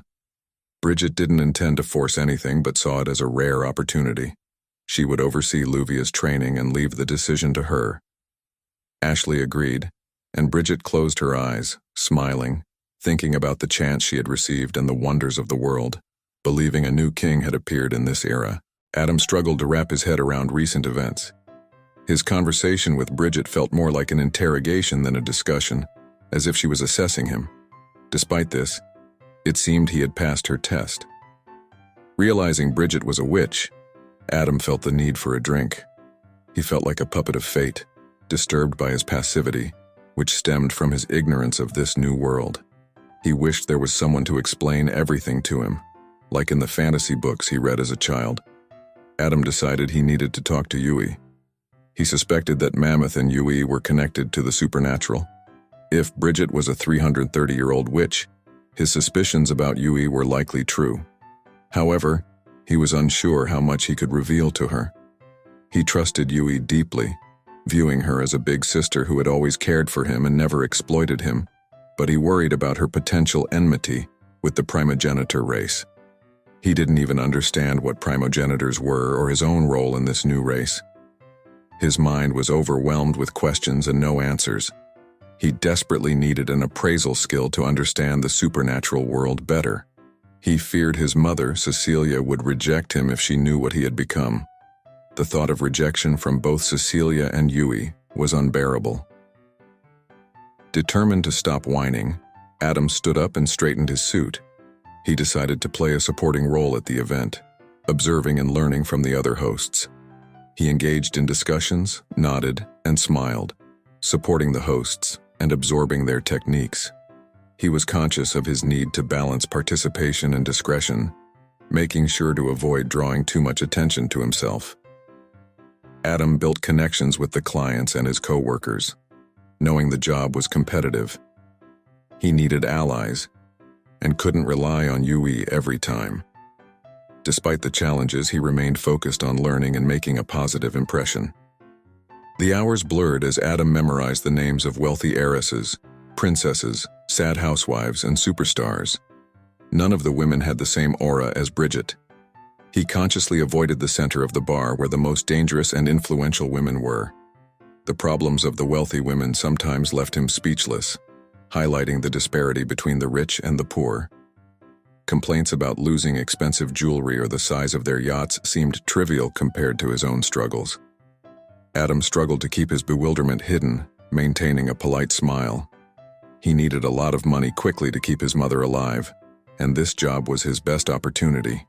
He worked hard, helping the women drink more of the overpriced drinks, hoping it would reflect positively on his performance.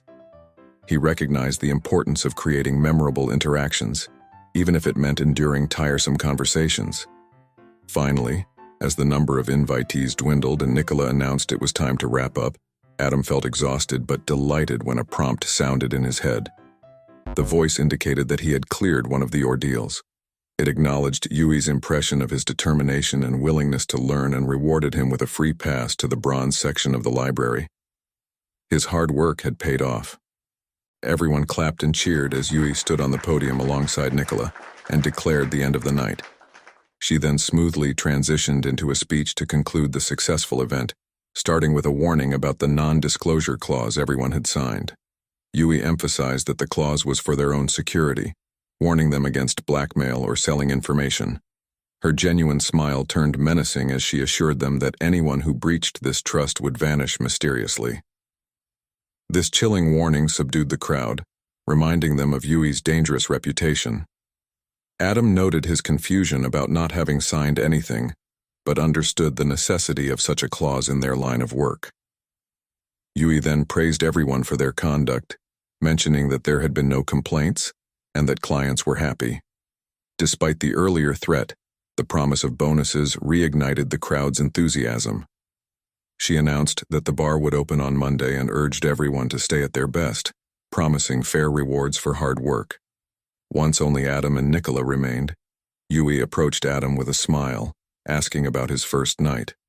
Adam described it as tiring, prompting Yui to laugh and invite him to sit with her at the bar for a promised drink. She introduced Nicola formally, explaining that Nicola would be managing the bar and, in a sense, be Adam's boss. Adam found this ironic, recalling his earlier statement to Nicola that she wasn't his boss. Yui warned Nicola not to bully Adam, to which Nicola responded with a polite denial. As Nicola prepared drinks with practiced ease, Yui revealed that Nicola had experience as a bartender.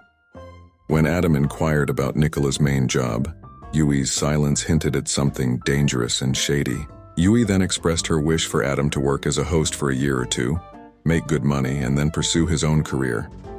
However, she acknowledged that life was complicated and not all wishes came true. She hinted at mutual secrets and urged Adam to take the first step in revealing his own, noting that she knew he was hiding something. Yui felt constrained by her own vows of secrecy and couldn't divulge everything without confirmation. Yui assured Adam of her unwavering support no matter what he was facing. She hoped he wouldn't doubt her commitment. With a somewhat sad and lonely smile, she toasted to Adam's adulthood, marking his first taste of alcohol, which he found bitter. Adam's greatest mistake that night was thinking he could keep up with an experienced drunkard like Yui while drinking a cocktail he knew nothing about from a woman who clearly disliked him. Initially, the first few glasses were fine as Yui and Adam engaged in simple conversations about his life after leaving the gang.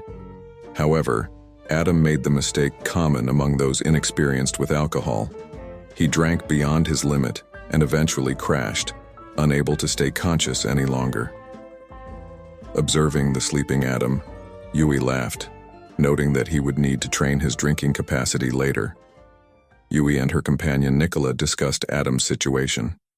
Yui reassured Nicola that she hadn't put anything strange in Adam's drink, only increased the alcohol percentage slightly.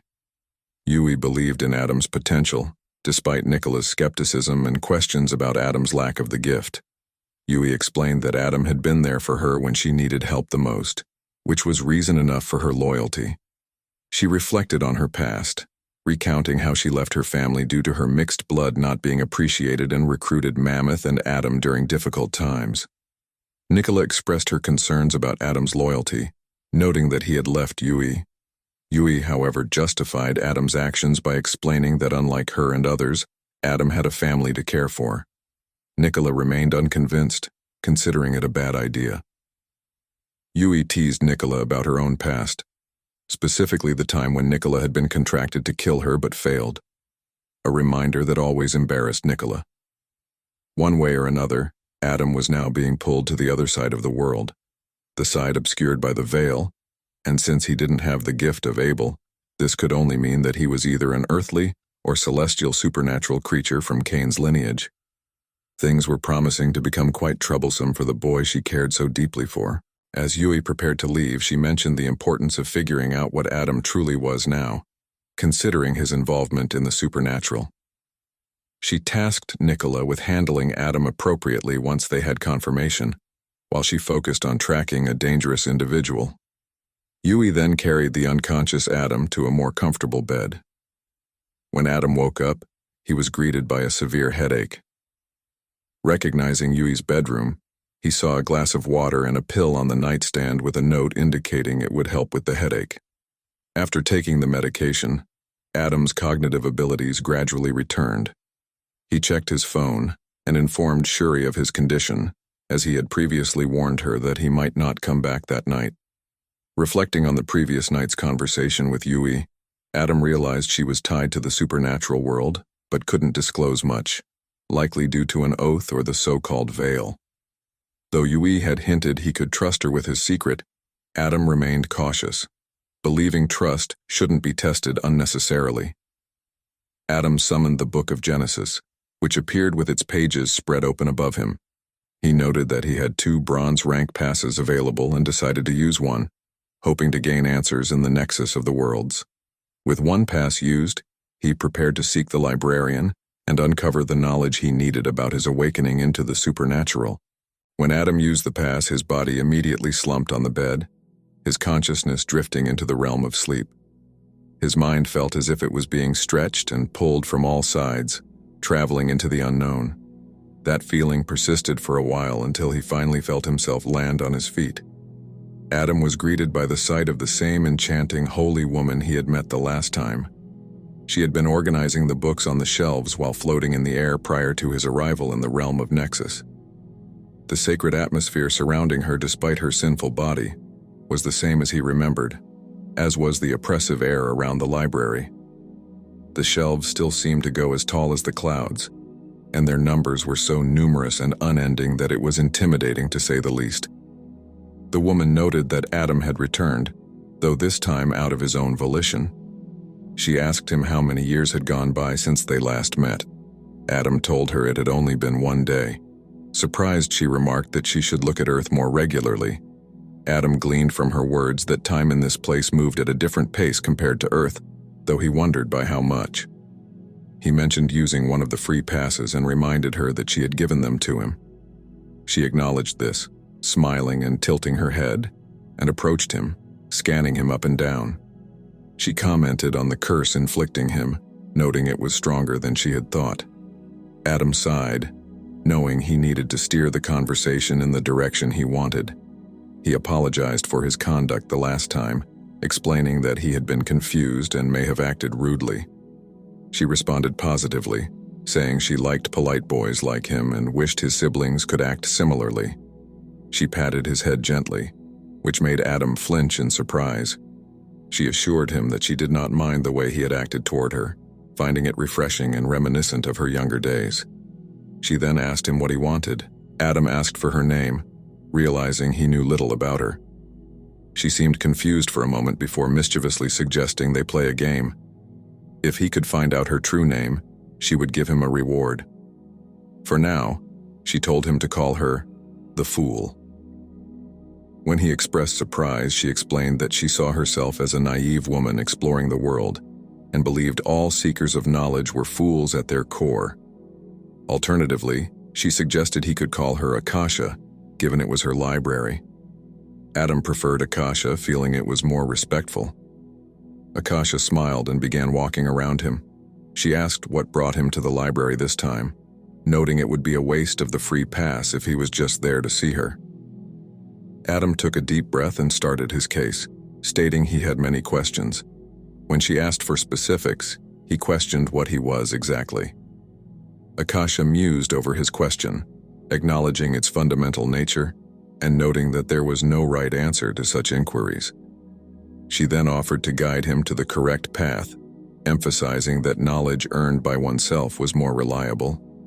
She snapped her fingers, and a few books flew from the shelves, landing on a table that magically appeared between them. She explained that Adam was special, noting that each primogenitor had a unique power.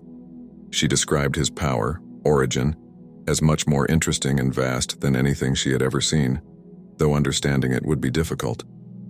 She instructed him to unblock the 107 minor chakra and open one of the 7 main ones, noting he had already opened his ajna point, also known as the third eye. She told him he could do much more. Adam questioned if he was becoming a ninja or something, to which Akasha responded with confusion, asking since when ninjas opened their chakra. Realizing his mistake, Adam apologized, explaining it was a reference from an anime his friend made him watch. Akasha decided to research the reference later but continued with her explanation. She elaborated on the concepts of chakras, prana, breathing, and the different names for the natural energies that hold and shape the universe.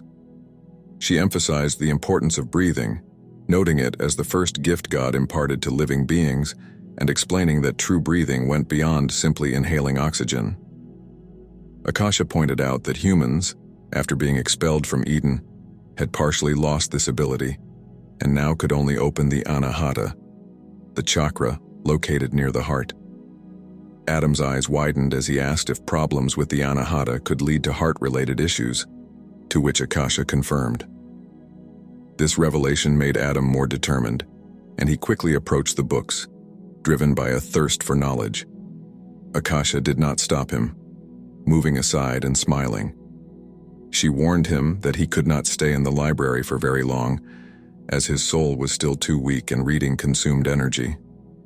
However, she assured him that whatever he read would be engraved into Genesis. She started to give a second warning, but then decided it was not relevant in his case. Adam, engrossed in his quest for knowledge, did not hear her. She chuckled, walking away, wondering if Adam could go back to the origin itself and open all 7 major chakras. She saw it as a tremendous feat, but decided not to meddle in his path outside of giving him the knowledge he sought.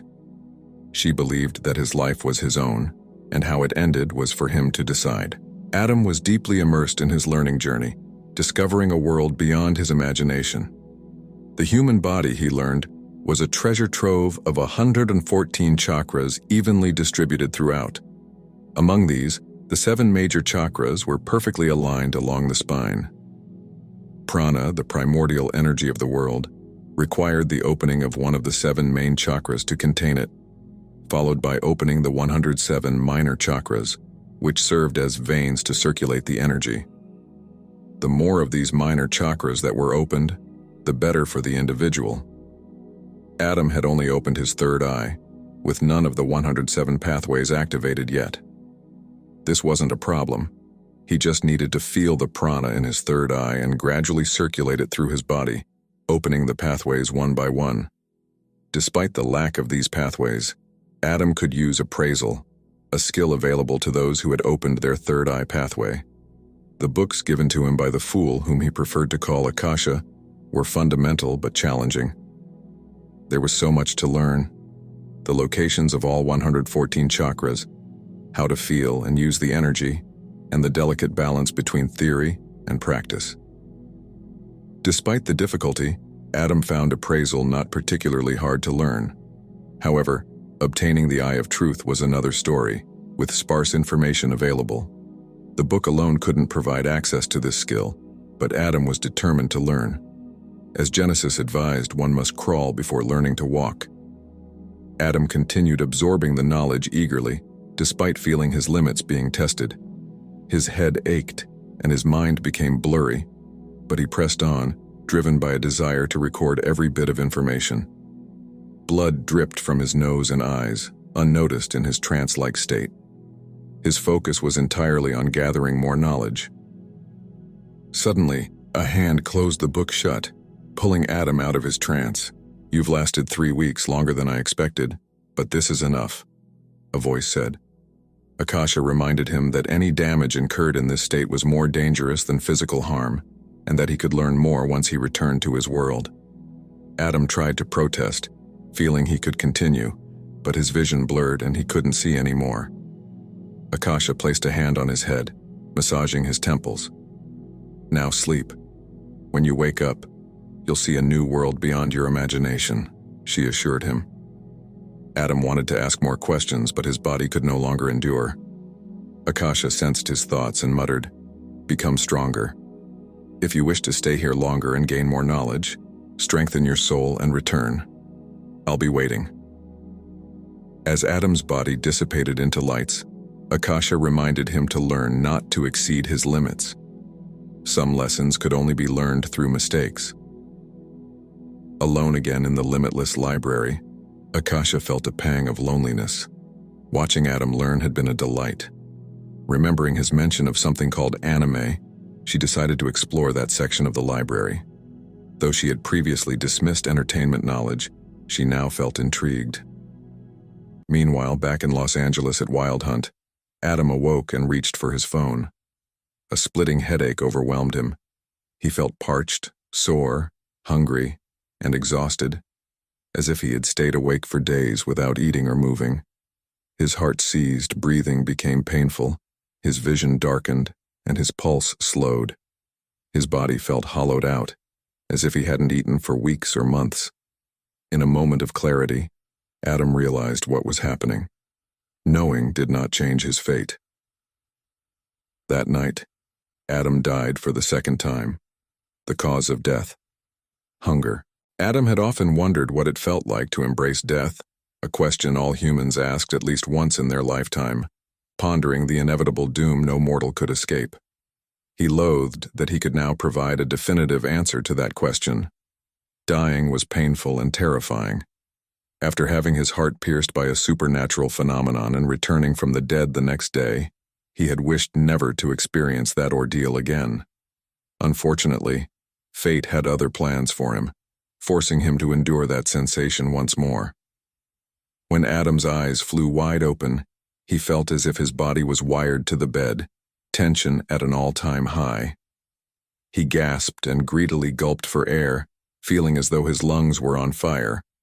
Struggling to stand, his consciousness was still blurry from his recent precarious condition, but he remembered clearly what had just happened to him.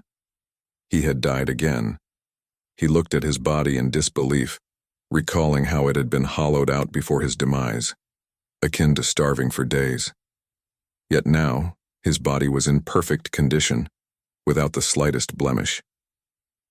Adam massaged his throbbing head and walked unsteadily toward the bathroom, expecting to see a tired or haunted expression.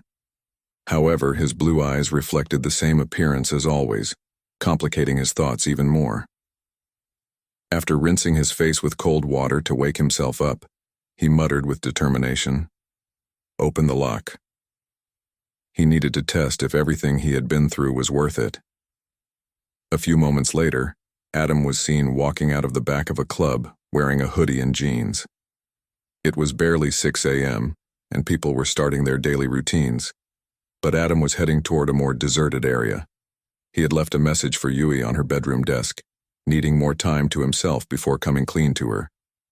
His stride was calm and confident, though occasionally stumbling as if walking for the first time, a disorienting scenario for an adult man. As he reached a deserted alley, Adam looked at the walls and began to run. Initially slow, he felt better and more in sync with his new body the more he ran. Reaching the wall, he needed only 2 steps to reach the top and continued running. Parkour, though a hobby and sport requiring intensive training, now felt natural to him, which he found amusing. Adam speculated that he should now be faster and stronger than the fastest and strongest publicly known humans. Feeling exhilarated, he missed a step, leading to his fall from a rooftop. Everything seemed to move in slow motion. His physical abilities, senses, reflexes, everything were at their peak.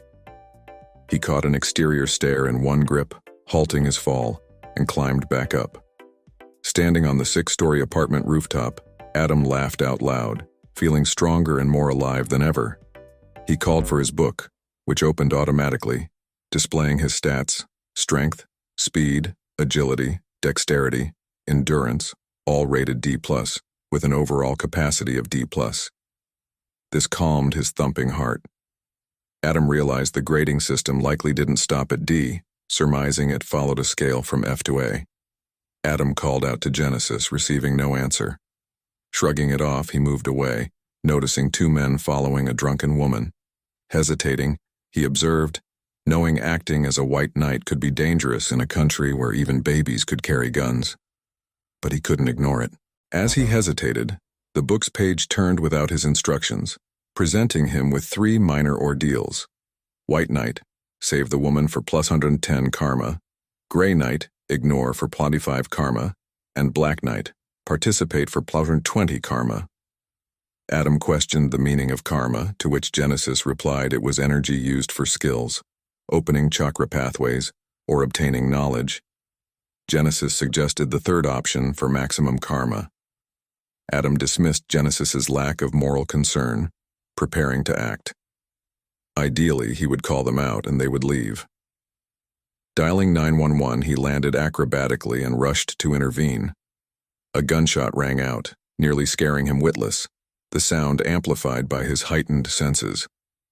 He rushed to the scene, finding a short woman with impressive assets holding 2 trembling men at gunpoint. It wasn't the scene he expected. The failed minor ordeal message confirmed his suspicions about the prevalence of guns. The princess, as described, did not need saving. Recognizing her, Adam exclaimed, "Say, what are you doing here?" The situation was far from what he had anticipated. Adam was so baffled by the situation presenting itself to him that he couldn't help but use his appraisal skill. The description of the skill was needlessly vague, but by using it, Adam could see information that should not be known in his current capacity. He learned the names, genders, and ages of the people around him, including Seiya Kirishima, a 21-year-old female, and the 2 men, Robert Thompson and Stuart Rodriguez. Adam asked Seiya what was going on. Seiya, squinting slightly due to her drunken state, had a hard time believing the man talking was really Adam, as his current appearance was quite different from what she was used to. She explained that the 2 men had tried to attack her, but they couldn't have guessed that even while drunk she could aim very well. The 2 men, clearly flustered, insisted it was a misunderstanding, and that they were just trying to help her. At that moment, Adam's book opened and a page turned, revealing new prompts. He felt as if the book was encouraging him towards a path of criminality, suggesting 2 courses of action. Convince Seiya to let the men go for a reward of +110 karma, or use violence for a reward of +120 karma. When Adam questioned the book, it responded that acts deemed evil by society gave more karma, but the choice was his. Noticing that neither Seiya nor the 2 men reacted to the floating book, Adam realized that normal humans couldn't see it. He decided that involving the police was the best option, given that Seiya's father was part of the LAPD. As Adam tried to call, the 2 men immediately ran in a different direction, knowing that Seiya, not being a cop, might hesitate to shoot them as they fled. Seiya hesitated, realizing it was different to shoot at someone attacking her than to shoot at 2 fleeing men. However, Adam had no such hang-up. He acted swiftly, throwing a trash can cover at one man's legs and kicking the other man's knee, causing both to fall and scream in pain. Seiya, already feeling sick from alcohol, couldn't stop herself from vomiting at the sight of blood and bone. Adam, feeling no compassion or guilt, took a photo of the two men and pulled Sei by the hand, urging her to leave. He didn't want to stay any longer, fearing how the law might view his actions. Sei, her mind blurry, followed him. Adam sent a message with the photo of the men attached to Yui, knowing that she could handle the situation. After they were far away, Adam began to feel uncomfortable. He had initially planned to go home and rest, but now that Sei was with him and clearly not in a good state, he decided to help her further. Sei asked Adam to help her get a taxi to go back to her apartment. Adam called for a taxi and decided to accompany her, not wanting to leave her alone. Sei, confused about Adam's current outfit and the way he had brutally handled her assailants, had many questions swirling in her head, but wasn't in the mood to delve into them. When the taxi reached her house, she asked Adam if he wished to come up. Adam hesitated, but seeing Sei's shaken state and hidden sadness, he decided to go with her, wanting to know what had happened. Adam observed that Sei's apartment was quite spacious for a student house. It had a single room with a large bed, a TV, and a monitor on the table. There was also a small kitchen and a bathroom. What made the room stand out were the decorations, fluorescent lights giving a dark vibe, anime character posters on the walls, a PC covered in stickers, and a console with a limited edition anime-themed controller. It was a dream room for a geek or an otaku. Adam remarked that her room was as impressive as always. He had been there before, usually with Natasha and Alberto, for studying or watching anime, movies, and playing games. The place held good memories for them. Sei asked Adam to help her to the bathroom because she felt gross and needed to clean herself. Adam chuckled and assisted her. Inside the bathroom, he held her hair while she vomited, then helped her wash her face with cold water and prepared hot water for her if needed. He advised her to take a shower and brush her teeth while he made some coffee. Sei groaned a barely audible confirmation, feeling ashamed and helpless. She glanced at Adam in a new light, surprised by his willingness to help without hesitation or disgust. Adam told her to be careful not to fall, and that the shower should help mitigate the hangover. He then left the bathroom and heard the shower running shortly after. He brewed coffee, knowing where everything was in her well-organized room. While doing so, he reflected on his recent actions, where he had inflicted needless violence and pain on two men. He wondered if the book was influencing him, but Genesis, the book, denied any responsibility, saying Adam should control his instincts. Adam felt upset at Genesis's remark. Sei interrupted Adam's thoughts, asking if he was talking to someone. She emerged from the bathroom wearing a large shirt that nearly reached her knees. Her hair was still damp, and even the oversized shirt couldn't hide her large bosom. Adam sighed and jokingly asked if she was trying to seduce him. Sei shrugged and provocatively responded, "What if I am?" She then filled a cup with coffee and expressed that she felt alive again. Retrieving some snacks, she sat down, and Adam asked when she planned to explain what happened, noting that he had never seen her so drunk. Sei chuckled bitterly and admitted that she just wanted to get wasted. Her eyes became dazed as she recalled painful memories. She mentioned that she had been rejected by Steven. Despite her calm voice, the bitterness and sense of loss were evident. She recounted that she wanted to confess during Halloween, but saw him kissing Marlene, whom she didn't elaborate on. When she confronted Steven, he bluntly told her he had been courting Marlene for months and saw Sei only as a sister, explaining his previous actions. Sei felt desperate and humiliated, having been in love with him since childhood and making sacrifices for him, only to realize it was all in vain. She acknowledged that she was deluded in her own fantasies and felt like a clown. Sei's rationality made her hurt even more, as she couldn't throw a tantrum at Steven, who owed her nothing. She left the party and drank heavily to forget her frustrations, but it only made her angrier. Sei admitted that going alone to a bar in a skimpy outfit and drinking excessively was not a smart decision, but she was thankful her father taught her to shoot and that Adam appeared to save her. Adam asked what she planned to do next. He wasn't shocked by her revelation, having deduced the truth long ago. Sei had likely known too, but refused to accept it until now. Sei gave a hazy smile and approached Adam. Standing before him, she was face to face with his head, and he was at eye level with her impressive assets. Before he realized it, she kissed him lightly on the lips, and then asked if he would help her get rid of her virginity. The room's atmosphere turned ambiguous, and as if on cue, the book manifested with new inscriptions. Pivot, luxuria. Description, love and lust are one of the most primordial instincts of humanity. Accept her advances. Reward, +50, karma. Pivot, castitas. Description, be a gentleman to the bitter end. Refuse her. Reward, +50, karma. Warning, pivots are choices, important or unimportant at the instant, that might change the direction of the future ordeals given to you. The choices before Adam would shape his personality and future ordeals. Adam trying to focus on Sei despite his distraction with a book, is caught off guard when Sei pushes him onto the bed and sits on his lap. She looks at him with an engaging intensity, expressing her long-held interest in intimacy and her frustrations with her unreciprocated love for Stephen. She reveals her personal fantasies and past risky behaviors to Adam, explaining that she wants her first intimate experience to be with someone who cares for her, rather than waiting for an uncertain love. Adam, struggling with his own feelings and reservations, ultimately admits he does not love Sei and isn't looking for a committed relationship. Sei accepts this, emphasizing her desire to avoid regret and bitterness in her first time. They share a mutual understanding of navigating their inexperience together, and their conversation culminates in a heartfelt kiss, marking a significant shift in their relationship driven by their mutual need for companionship and understanding. After an intense and passionate session, Adam and Sei lie together, exhausted but content. Sei admires Adam's physique, and they both reflect on their experience.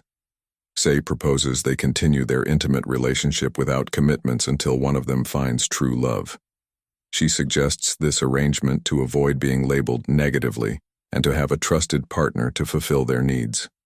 Adam agrees to her terms, appreciating the simplicity and honesty of their arrangement.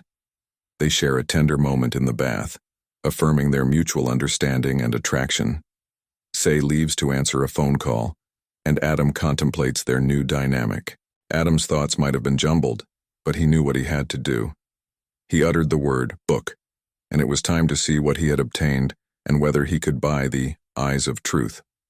Upon checking his progress, the notifications read, pivot complete, path of luxuria chosen, basic reward +50 karma, calculating additional rewards by converting energy received through lust, additional reward +40 karma, total karma accumulated 110 karma, karma necessary to learn eye of truth 100, second requirement, skills, appraisal. All conditions have been met to acquire the skill. Do you wish to learn the skill, eyes of truth? Warning, eye of truth is a skill with an X rank potential. It's advised to learn this skill in an isolated place. Do you wish to learn the skill now? While Adam was deciding whether or not he should learn the eyes of truth, events were unfolding elsewhere. At the LAPD, Taiko Kirishima stood on the rooftop, finishing his cigarette. The smoke danced in the air as he observed something that seemed non-existent. He knew his eyes couldn't peer through the veil, which left him bitter. His thoughts were interrupted as the atmosphere cooled down with the arrival of two individuals. They were two young women, each distinctly different. The first was a Japanese girl, just out of high school, with an expressionless face and unusually long silver-gray hair that almost touched her feet. Despite her dangerous aura, her inexperience was evident to Kirishima. Her black kimono, with silvery white floral patterns and slight frills, gave her the air of both a princess and a cold Yamato Nadeshiko. She wore white stockings with a garter belt and a cape around her neck. The second woman was completely different. She had red eyes and reddish-brown hair, wearing an enticingly revealing crimson shirt and a skimpy grayish-brown office skirt. She exuded the essence of a femme fatale. Kirishima recognized her immediately, extinguishing his cigarette and approaching with haste, addressing her as the director. She responded, recalling his smell from 10 years ago and commenting on how he had grown. Kirishima bowed, expressing his honor that she remembered him. The director mentioned how fast time flew and took one of his cigarettes, which the silver-haired girl lit. The director asked Kirishima if he understood why she was dispatched, to which he responded that the case would be transferred to the LAPPD, Los Angeles Paranormal Police Department. She chuckled at the simple name and inquired about his thoughts on the case. Kirishima mentioned the unconfirmed identity of the serial killer, but noted the victim's lack of blood, indicating a vampire.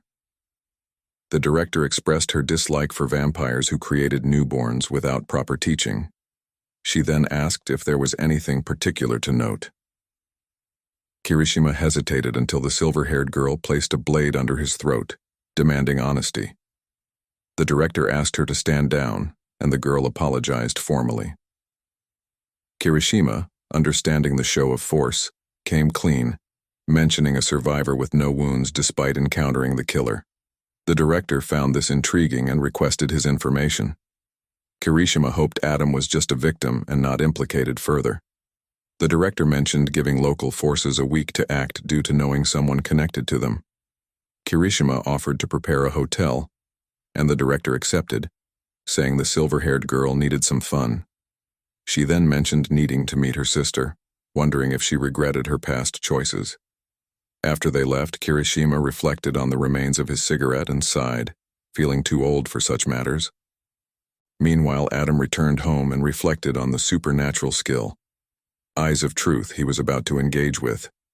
He conversed with the spirit in his book, Genesis, who explained the significant and potentially dangerous implications of the skill. Genesis described it as a power not typically accessible to humans without significant sacrifice. Adam, appreciating the shortcut he received through his unique circumstances, humorously likened his situation to being a pay-to-win player in a game. During their conversation, Adam asked Genesis about the physical effects of the skill. Genesis explained that the eyes of truth belonged to a bodhisattva who attained enlightenment before entering samsara and became a Buddha after discarding their physical bodies. Adam sought further clarification on whether the effects would be solely positive without any after effects. Genesis detailed that one must imagine the 7 chakras as skill trees, needing to unlock one before learning the skills. The eyes of truth is the last and most challenging skill in that tree, usually inaccessible to humans who cannot open the third eye. However, there are rare exceptions among humans who become celestial supernatural creatures after significant sacrifices. Intrigued, yet cautious, Adam continued to probe the implications with Genesis, seeking a deeper understanding before proceeding. Adam prepared for the skill activation by filling a bath with ice and water. After mentally preparing himself, he plunged into the icy water to initiate the learning process for the Eyes of Truth. The skill activated, transporting his consciousness to a mystical grassland far from his home, where he encountered a serene scene with a man meditating under a large tree, marking the beginning of a new and profound experience. Adam found himself engulfed in disorientation, standing in a vast grassland where he was supposed to be at home, preparing for a ritual to open the mythical Eyes of Truth. Instead, the gentle breeze and the endless greenery around him contradicted the cold bath he was expecting. Noticing a man resting peacefully under a tree, Adam wondered if he had been summoned by an entity like Akasha, or perhaps if he had died again. Suddenly, words appeared before him like a transparent screen in reality, signaling the start of a synchronization process with Prince Siddhartha Gautama, though indicating extremely low compatibility. Before Adam could react, a flood of experiences and information rushed into his consciousness. He vividly experienced the life of Siddhartha, confined in luxury until the pivotal day he ventured outside his palace. The profound encounters with aging, illness, and death reshaped his understanding of human existence, propelling him to seek answers about life's inevitable suffering. Siddhartha's journey of renunciation led him through the extremes of wealth and poverty, ultimately guiding him towards a middle path between the two. Adam lived through Siddhartha's intense periods of meditation, his battle against the temptations of the demon Mara, and his eventual enlightenment under the Bodhi tree, culminating in his transformation into Buddha Gautama, a celestial being enlightened about the universe's truths. These experiences deeply impacted Adam, challenging his sense of identity and worth in the vast cosmos. As Buddha's enlightenment filled him, Adam experienced a crisis of self, questioning if this path was truly meant for him. A lingering doubt allowed him to resist full assimilation into Buddha's truth, experiencing a metaphorical Big Bang within his mind. Rejecting Buddha's enlightenment, he fell back to a state of naive ignorance about the world. Adam concluded that while the word I might be undefinable in cosmic terms, it did not negate his existence. He saw himself as part of the cosmos, insignificant, yet integral. This realization led him to a personal enlightenment, simpler yet profoundly his own, marking his progress on his path to awakening. As his consciousness separated from Buddha's, Adam felt a compassionate smile from the celestial being. Despite a fleeting regret, he embraced his choice, ready to live with it without remorse. The synchronization concluded successfully, unlocking the eyes of truth for Adam and opening the Sahasrara chakra, suggesting a new skill was emerging within him, though details remained obscured. The experience left Adam with a profound understanding and a new power to explore. Adam heard the words of Genesis congratulating him on awakening the crown chakra without the use of karma, informing him that it would now be possible to open a third chakra at the cost of the second. Confused and angry, Adam demanded an explanation, asserting that he had nearly died. Genesis clarified that he wouldn't have died and critiqued Adam's rejection of enlightenment as inefficient, suggesting that embracing it could have made him as powerful as another primogenitor, albeit at the cost of his identity. Adam asserted that while he sought power, there were limits he would not cross, and insisted on prior consultation before any future initiatives by Genesis. Genesis explained that X-rank skills, which Adam had just interfaced with, were powerful and had hidden histories that could enhance skills significantly if synchronized properly. However, poor synchronization could result in a complete loss of one's mind. This exchange revealed a fundamental disagreement between Adam and Genesis about the sharing and use of information. As Adam explored further, he learned that he had successfully acquired the Eyes of Truth skill, which absorbed and enhanced his appraisal ability. Genesis offered to compile a list of low-cost skills for Adam to learn or acquire with karma, aiming to maximize the potential of his new skill. Upon reviewing another newly obtained but yet undefined skill, Adam learned that it was a unique result of his recent enlightenment and his innate origin power. Curious about its effects, he contemplated using his remaining karma to speed up its analysis, but Genesis suggested that entering the library would be more beneficial for overall learning. Adam pondered his situation, reflecting on a dangerous quest to kill his killer, which could grant him access to the library. For now, he decided to focus on immediate concerns and slowly made his way to a mirror to inspect himself. He noticed that his eyes, once blue, now appeared to shine like jewels, brightly reflecting his enhanced soul. Realizing the conspicuousness of his appearance, he noted to himself the need for contact lenses as a temporary solution. As he adjusted to his new capabilities, the mirror began displaying his updated stats, with notable increases in various abilities and an extraordinarily high rating in luck, all indicating his growing power and potential challenges ahead. Adam is confronted with RPG-esque stats that quantify his abilities, but struggles to understand what these numbers truly represent. He learns that the stats reflect his maximum potential in various attributes, marking the upper limits of his capabilities.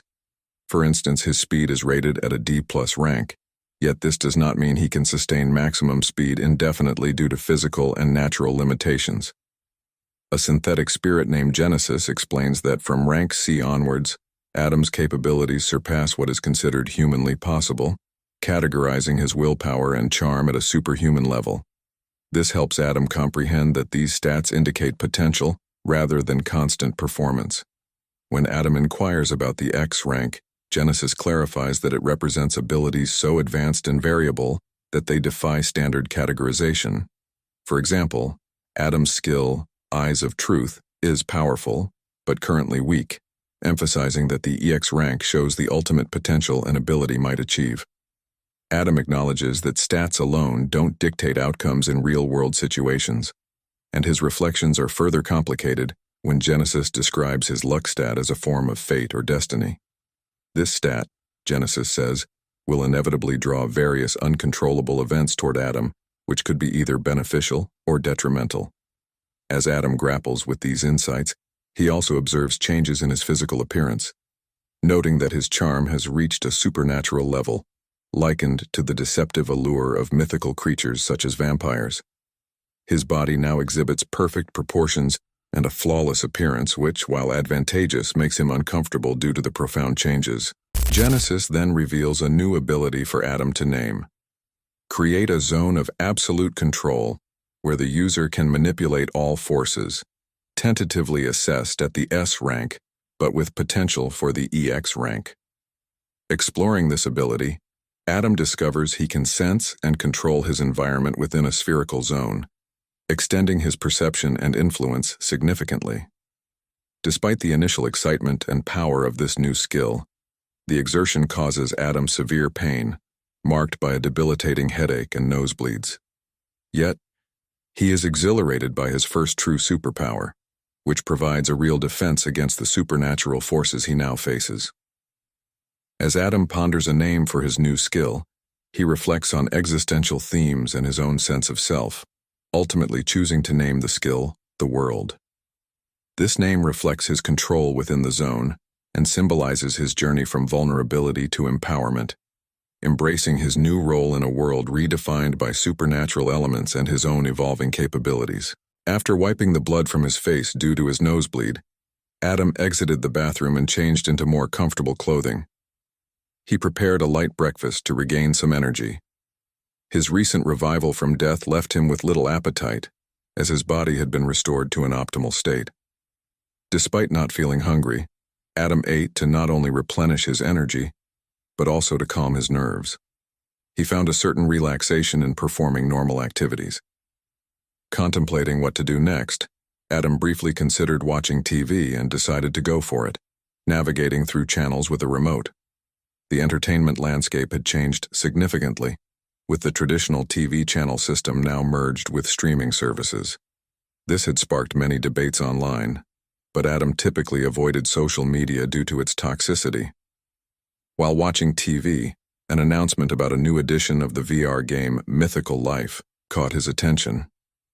Adam recalled that VR games had evolved to be extremely realistic, prompting new laws and regulations due to their immersive nature. Mythical Life, a popular VRMORPG based on ancient myths and gods, had even introduced romantic and R18 mods, reflecting the game's broad appeal and the intensities of its fanbase.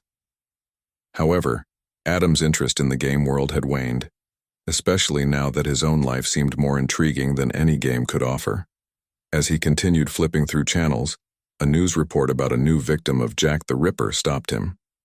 The report criticized the police's inefficiency and mentioned the bizarre popularity Jack the Ripper enjoyed online, particularly among extreme viewpoints that downplayed his crimes. Disgusted and unable to watch more, Adam turned off the TV and reflected on his own supernatural circumstances, highlighted by the unusual gleam in his eyes in the reflection of the now dark screen. Adam then faced a moment of reckoning about his hesitance to undertake a dangerous quest due to his lack of power and knowledge about the target. Conversing with Genesis, his synthetic companion, Adam inquired about the killer's identity. Genesis speculated that the killer was most likely a vampire, possibly a new or weak one, with a 90% certainty. Adam realized he had avoided asking Genesis earlier due to a mix of fear and preoccupation with other events. The memory of his first painful death haunted him, making him reluctant to confront such vulnerability again. However, Genesis reminded him of the first ordeal he must overcome as part of his immortal journey. To confront and overcome his fear by facing his killer. Adam acknowledged the slim chance of success in his mission to confront the vampire, but was undeterred. He planned not to face the challenge alone, suspecting that his acquaintances, Yui and others, were linked to the supernatural world and could offer significant support. Resolving to seek answers and guidance, Adam decided it was time to confront his mother, who held the keys to the mysteries of his life, signaling his readiness to face whatever lay ahead in his supernatural journey. Adam had numerous questions that he wanted to ask his mother regarding who he was, what he was, and details about his birth. So many questions that he couldn't even count them on both hands. Moreover, he desired to train his prana, yet he faced two obstacles in training this skill. According to the introduction book he read, the breathing techniques were incredibly diverse, and the books available in the library, which were not advanced, didn't contain particularly powerful techniques. He hadn't fully assimilated the content of the books, but even the basics required memorizing the position of all chakras beyond the main 7 and circulating prana in a very specific way. The books titled, What Are Chakras?, Prana, The Breath of Life, and Learning How to Breathe were essentially introductory, meant to lay the foundation for future learning. Breathing techniques were designed for humans whose bodies could not surpass certain limits and were limited to opening their heart chakra. Such techniques, he realized, would be useless for him in the long run. He acknowledged his lack of knowledge on this subject and also expressed distrust in Genesis. Over time, he had come to realize that Genesis was not the omniscient entity he had once thought. It could be wrong, and there were things it did not know. Despite Genesis focusing on absolute rationality and efficiency, Adam had learned from his encounter with Buddha that the most efficient way wasn't always the best for him. His reluctance to have a teacher or mentor before starting to learn how to circulate prana was rooted in his fear of death.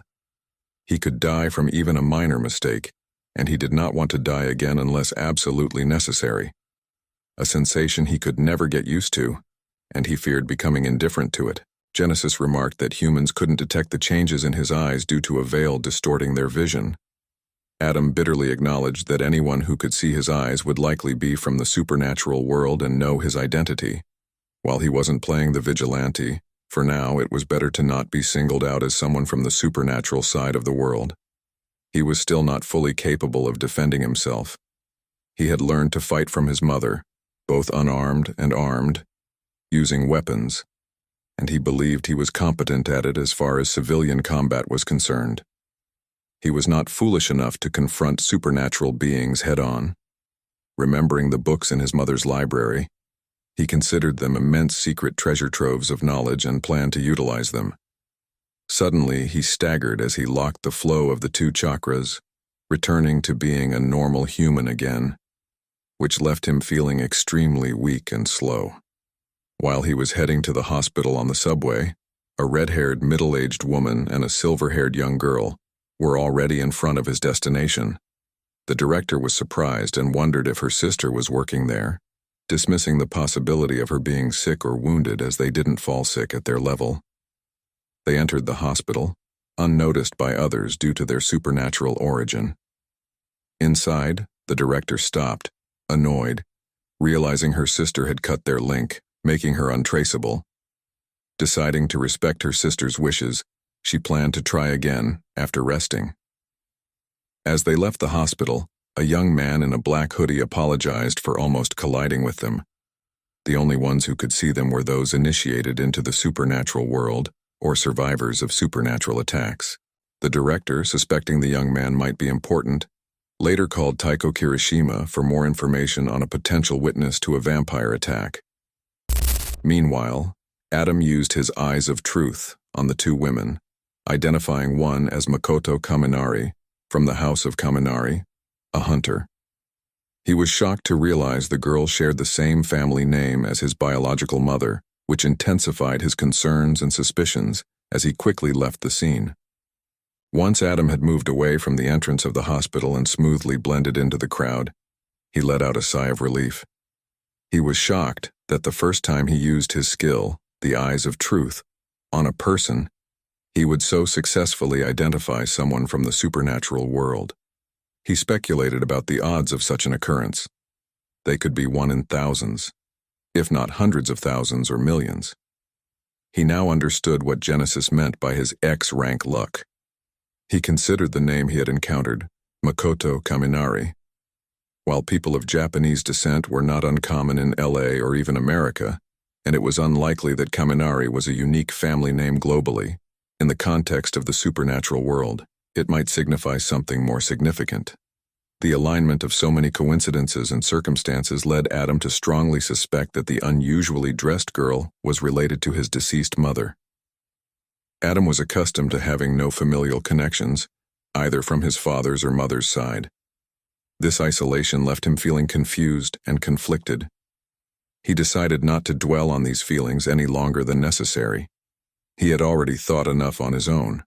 With someone available to provide answers, there was no reason to delay or take a roundabout approach. He resolved to face whatever consequences his actions might bring, whether they were good or bad. Gathering all his courage, Adam began walking toward his mother's room. The walk from the lobby to his mother's room on the upper floor was brief. Upon reaching the door, however, he hesitated. Despite how it might sound, his mother, Cecilia, had been his entire world for as long as he could remember. He feared the possibility of her rejection. Cecilia called out to him from inside the room, instructing him to enter. Surprised, he wondered how she knew it was him outside the door, but dismissed the thought, attributing it to the supernatural possibilities. He opened the door and entered, moving with deliberate steps. The room was exactly as he remembered, and his mother was sitting on the bed looking out the window. The setting sun cast a beautiful glow on her crimson hair, making her appear ethereally beautiful, like a masterpiece. It felt profoundly right to Adam that she was the subject of such a scene. Cecilia noticed him staring and beckoned him to sit. They exchanged pleasantries about her day. She mentioned her boredom and her plans to leave the hospital the following day, despite her need for an operation due to her heart condition. Before Adam could protest, she reassured him that her condition would not worsen. Then she shifted the conversation to a more serious topic. She pointedly reminded him that he had not returned home before midnight on his birthday, framing it more as a statement than a question. Adam accepted this, acknowledging the complexity of his recent experiences without delving into details. Cecilia then comforted him, expressing regret that she wasn't there when he needed her most. She reassured him of her gladness that he was safe, enveloping him in a tight embrace. Despite his age and his strides toward independence, in his mother's eyes he remained her little boy, a fact that had once frustrated him but now brought him comfort. Feeling overwhelmed and isolated, he had been desperate and fearful, aware of the fragility of his existence akin to a lion cub in the savannah. But now, sitting with his mother, he felt reassured. If the entire world were to turn against him, he knew at least one person would always stand by his side. Comforted by this thought, Adam implored his mother to reveal the whole truth to him. Adam pleaded with his mother, Cecilia, to tell him the truth, the whole truth. After sighing deeply and separating from their hug, Cecilia expressed her initial desire for Adam to remain ignorant of the truth his whole life, but acknowledged that fate seemed inevitable. As she looked out the window at the horizon, colored by a faint reddish glow of the night and the neon lights illuminating the busy streets, she admitted that she could only share what she knew about his circumstances, despite not knowing the full story. Cecilia offered to answer any specific questions Adam might have, prompting him to jokingly suggest that she was trying to gauge his knowledge before sharing information. Cecilia laughed at his joke, expressing regret that her plan to keep him unaware of the supernatural world had failed, and reassured him that she preferred to share everything she knew rather than risking his safety with partial information. As they discussed, Cecilia confirmed that Adam's father was indeed Cain, and she realized Adam had learned about his father from the librarian, Akasha, a secretive figure known only to the primogenitors. Cecilia proceeded to share her and her sister's past, including how they were orphaned and later adopted by Musashi Kaminari, the powerful head of the Kaminari family. She recounted how they were trained and gained fame in the supernatural world, and how she ended up caring for Musashi's daughter, Lady May, Adam's biological mother. Cecilia praised May's extraordinary talents and achievements in the supernatural world, but her excitement was cut short by a coughing fit. After Adam helped her and she drank some water, Cecilia continued to reflect on May's success and the sacrifices it entailed. She revealed the shocking circumstances of May's appearance after a disappearance, pregnant and wounded, having needed a place to hide. Cecilia was appalled by May's condition and confused by her decisions, but May never explained the circumstances of her pregnancy. Adam listened intently as Cecilia disclosed that Cain, the notorious and feared Cain the Cursed, was his father. She stressed the importance of keeping Adam's true origins a secret to protect him from those who would kill or manipulate a new primogenitor, fearing the disruption it could bring to the precarious balance in the supernatural world. Cecilia asked Adam to promise that he would consult her before revealing his identity, to which he agreed, though he negotiated to keep his options open. Both smiled, relieved that their conversation did not create a distance between them. However, Cecilia felt exhausted and disjointed in her explanation, recognizing the need to share more with Adam. Finally, Cecilia apologized to Adam, expressing regret for not having been more courageous in accepting and training him earlier. Despite her efforts to change his destiny, she realized it was inevitable. Resolved, she declared her intention to teach him everything she knew to ensure his survival, preparing him for a challenging future. Adam, sensing the gravity of what was to come, braced himself, understanding that what did not kill him would make him stronger. In the heart of Los Angeles, within a vast building owned by her firm, Shuri was deeply engrossed in her work, typing on her computer amidst a sea of documents needing her signature. As the company's leader and primary shareholder, her responsibilities allowed little time off, requiring meticulous attention to every decision. While she was working, her secretary interrupted to inform her of an incoming call. Shuri initially instructed to ignore all calls during work hours, but upon learning the call was from the hospital, she quickly asked to have it transferred. Initially concerned about the welfare of her friend Cecilia, Shuri's anxiety turned to disbelief as she listened to the call. The absurdity of what she was hearing left her incredulous. After the call ended, she searched for something to alleviate the headache caused by the news that Cecilia and her son had prematurely left the hospital.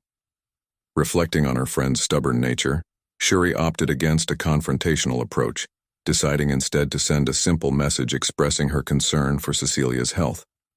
She planned to express her frustrations more directly after drinking and meeting face-to-face. Returning to her work, Shuri reviewed the draft for the internship contracts of Adam and Natasha, choosing to increase the intern's salary to the maximum feasible level. This decision reflected her belief in supporting others indirectly, preferring to teach them to fend for themselves rather than handing things to them on a platter. As Shuri contemplated her future, she looked forward to an early retirement, free from familial obligations and possibly ending her marriage. She had secretly designated Adam as her heir, a decision she believed would be both a surprise and a significant step in transferring her legacy. Shuri then picked up her second phone to inquire about proof she had requested for potential use in her divorce, which she considered carefully due to possible impacts on her company. Meanwhile, Cecilia, having returned home from the hospital, reassured her son Adam, who was visibly concerned about her health. She acknowledged the limitations of her physical condition, explaining that her body could not handle much without the use of prana, a mystical energy she needed to manage carefully. Despite needing a new heart capable of supporting her extraordinary abilities, she remarked that it could wait, hinting at the complexity and rarity of obtaining such an organ. Adam, concerned yet intrigued by his mother's situation, began to contemplate the potential risks and rewards of a drastic solution he considered might be necessary. When they finally reached the living room of their apartment, Cecilia expressed her relief by settling onto the sofa with a sigh. She explained her urgency in leaving the hospital was due to her sister's presence there. She wanted to avoid her sister until she could straighten out their story, overwhelmed by years of lies and secrets unraveling. Cecilia was puzzled about her sister's presence in Los Angeles, especially since she had been appointed a director, a position that typically didn't allow for such free movement abroad. Unlike her sister, Cecilia had to conceal her identity and keep a low profile in America. Adam, surprised, recalled the people he encountered at the hospital, remembering the names and titles of a red-haired woman and a silver-haired young girl, one of whom was named Makoto Kaminari, also known as Lightning Blade. Cecilia was unfamiliar with the name Makoto, indicating many changes during the years she was fleeing. She inquired about how Adam saw her through his ability, leading to a revelation of her aliases and titles, which included Mad Hound, Destroyer, and Vermilion Knight. Cecilia laughed off the revelation, attributing her titles to her mother's rebellious youth. She urged Adam to recount everything from the past 2 days, emphasizing the importance of understanding his newly awakened powers and the potential threats they faced, particularly from a mysterious woman known as the librarian. Cecilia described the librarian as a figure who might have significantly influenced humanity's development, questioning her motives and the implications of her possible boredom with humanity. Cecilia shared her own history, including a deal made in the Akashic records intended to prevent Adam from awakening to his powers, offering him a chance at a normal life. Despite her efforts, she realized the futility of her actions, as every year on Adam's birthday the curse would manifest, challenging her efforts. She protected Adam under the guise of a knight, fighting off supernatural threats attracted by his presence until he turned 21, at which point she hoped the danger would have passed. Ultimately, Cecilia acknowledged the impossibility of her task, regretting not having been more honest with Adam as he grew older. She lamented her attempts to shield him from the truth, which she realized had been doomed from the start. Adam, feeling the weight of her sacrifices, questioned the specific duration of 21 years, to which Cecilia responded it was described as the time of a journey. Adam realized the entire scenario had been manipulated from the start, likening it to the journey in tarot from the Fool to the world. Resolved to share his own experiences, Adam began to reveal his side of the story to Cecilia, trusting her as the only person he could rely on. Once he had finished with his story, Adam admitted that he felt incredibly refreshed. He had found it very difficult to lie to everyone, and it had been taking a toll on his mind. He was relieved to finally have someone with whom he could share his troubles. However, he chose to omit the part about working as a gigolo, rationalizing that lying by omission wasn't really a lie.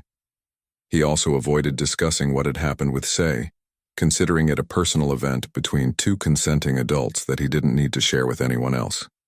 Meanwhile, Cecilia pondered after hearing Adam's side of the story.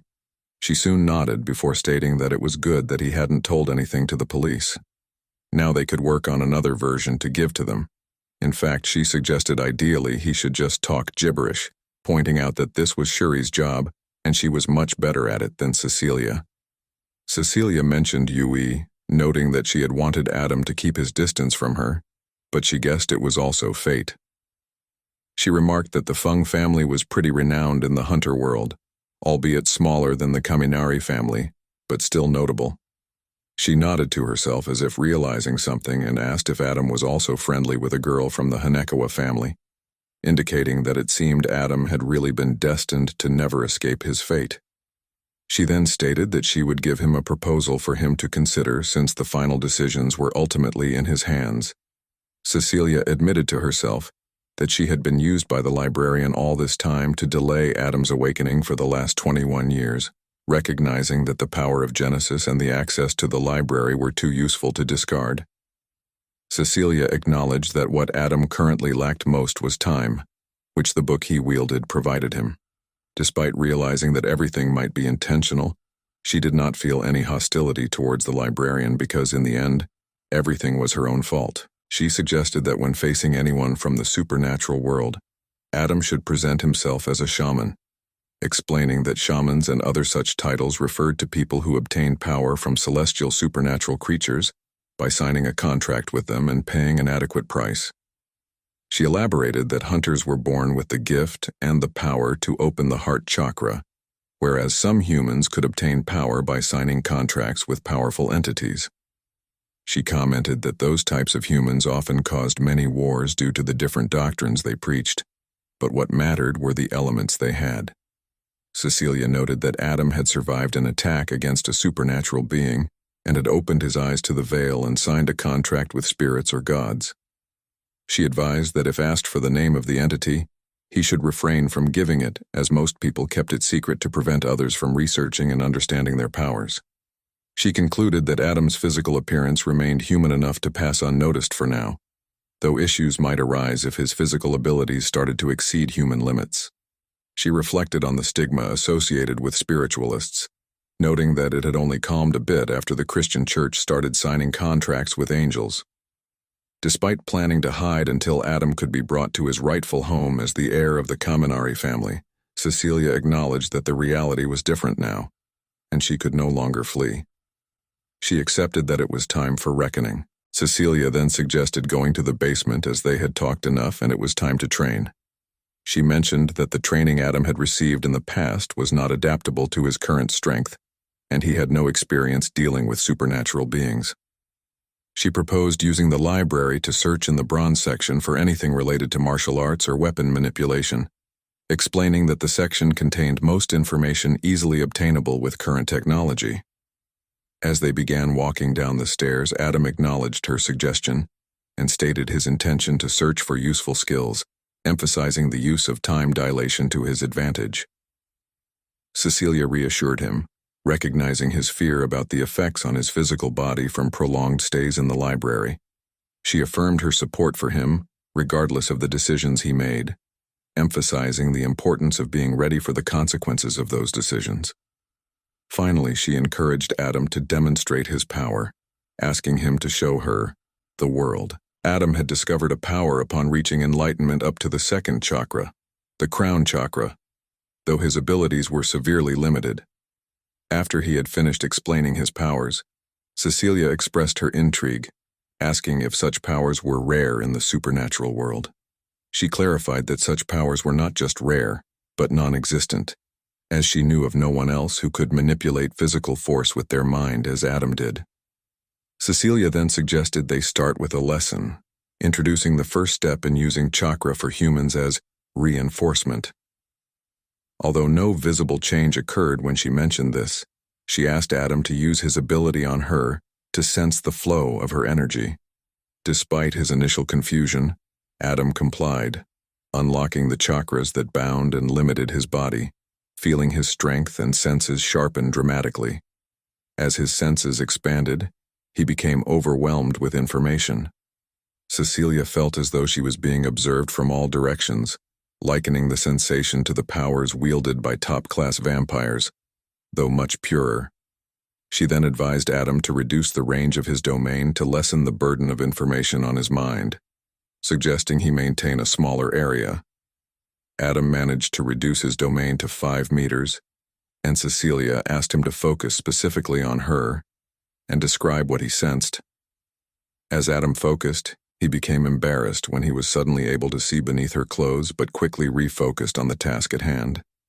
He broke through a barrier, gaining a new skill named Eyes of Perception, which allowed him to see past physical barriers and observe the flow of chakra.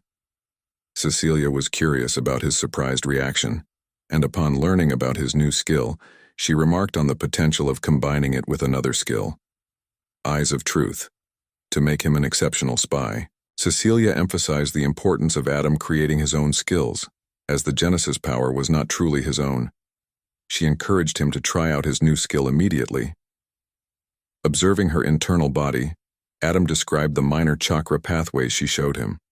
Cecilia explained that for hunters like herself, the heart chakra functioned like a motor, essential for using prana to strengthen themselves against supernatural beings. Demonstrating her strength, Cecilia inadvertently broke a pipe, causing water to rise from the concrete. She initially claimed it was intentional to teach Adam about the dangers of using powers recklessly, but upon seeing his skeptical look, she admitted to lying and resolved to clean up the mess, acknowledging the destructive potential of her powers, which earned her the alias Destroyer. Hey everyone, thanks so much for watching. We've just wrapped up chapters 1 to 50, and it's been an incredible journey so far. But guess what? The adventure is far from over. Stay tuned because chapters 51 to 100 are coming soon, and you won't want to miss it. If you enjoyed this video, please give it a thumbs up, and don't forget to subscribe to the channel for more updates. Hit that notification bell so you're the first to know when the next chapters drop. Thanks again for watching, and I'll see you in the next video.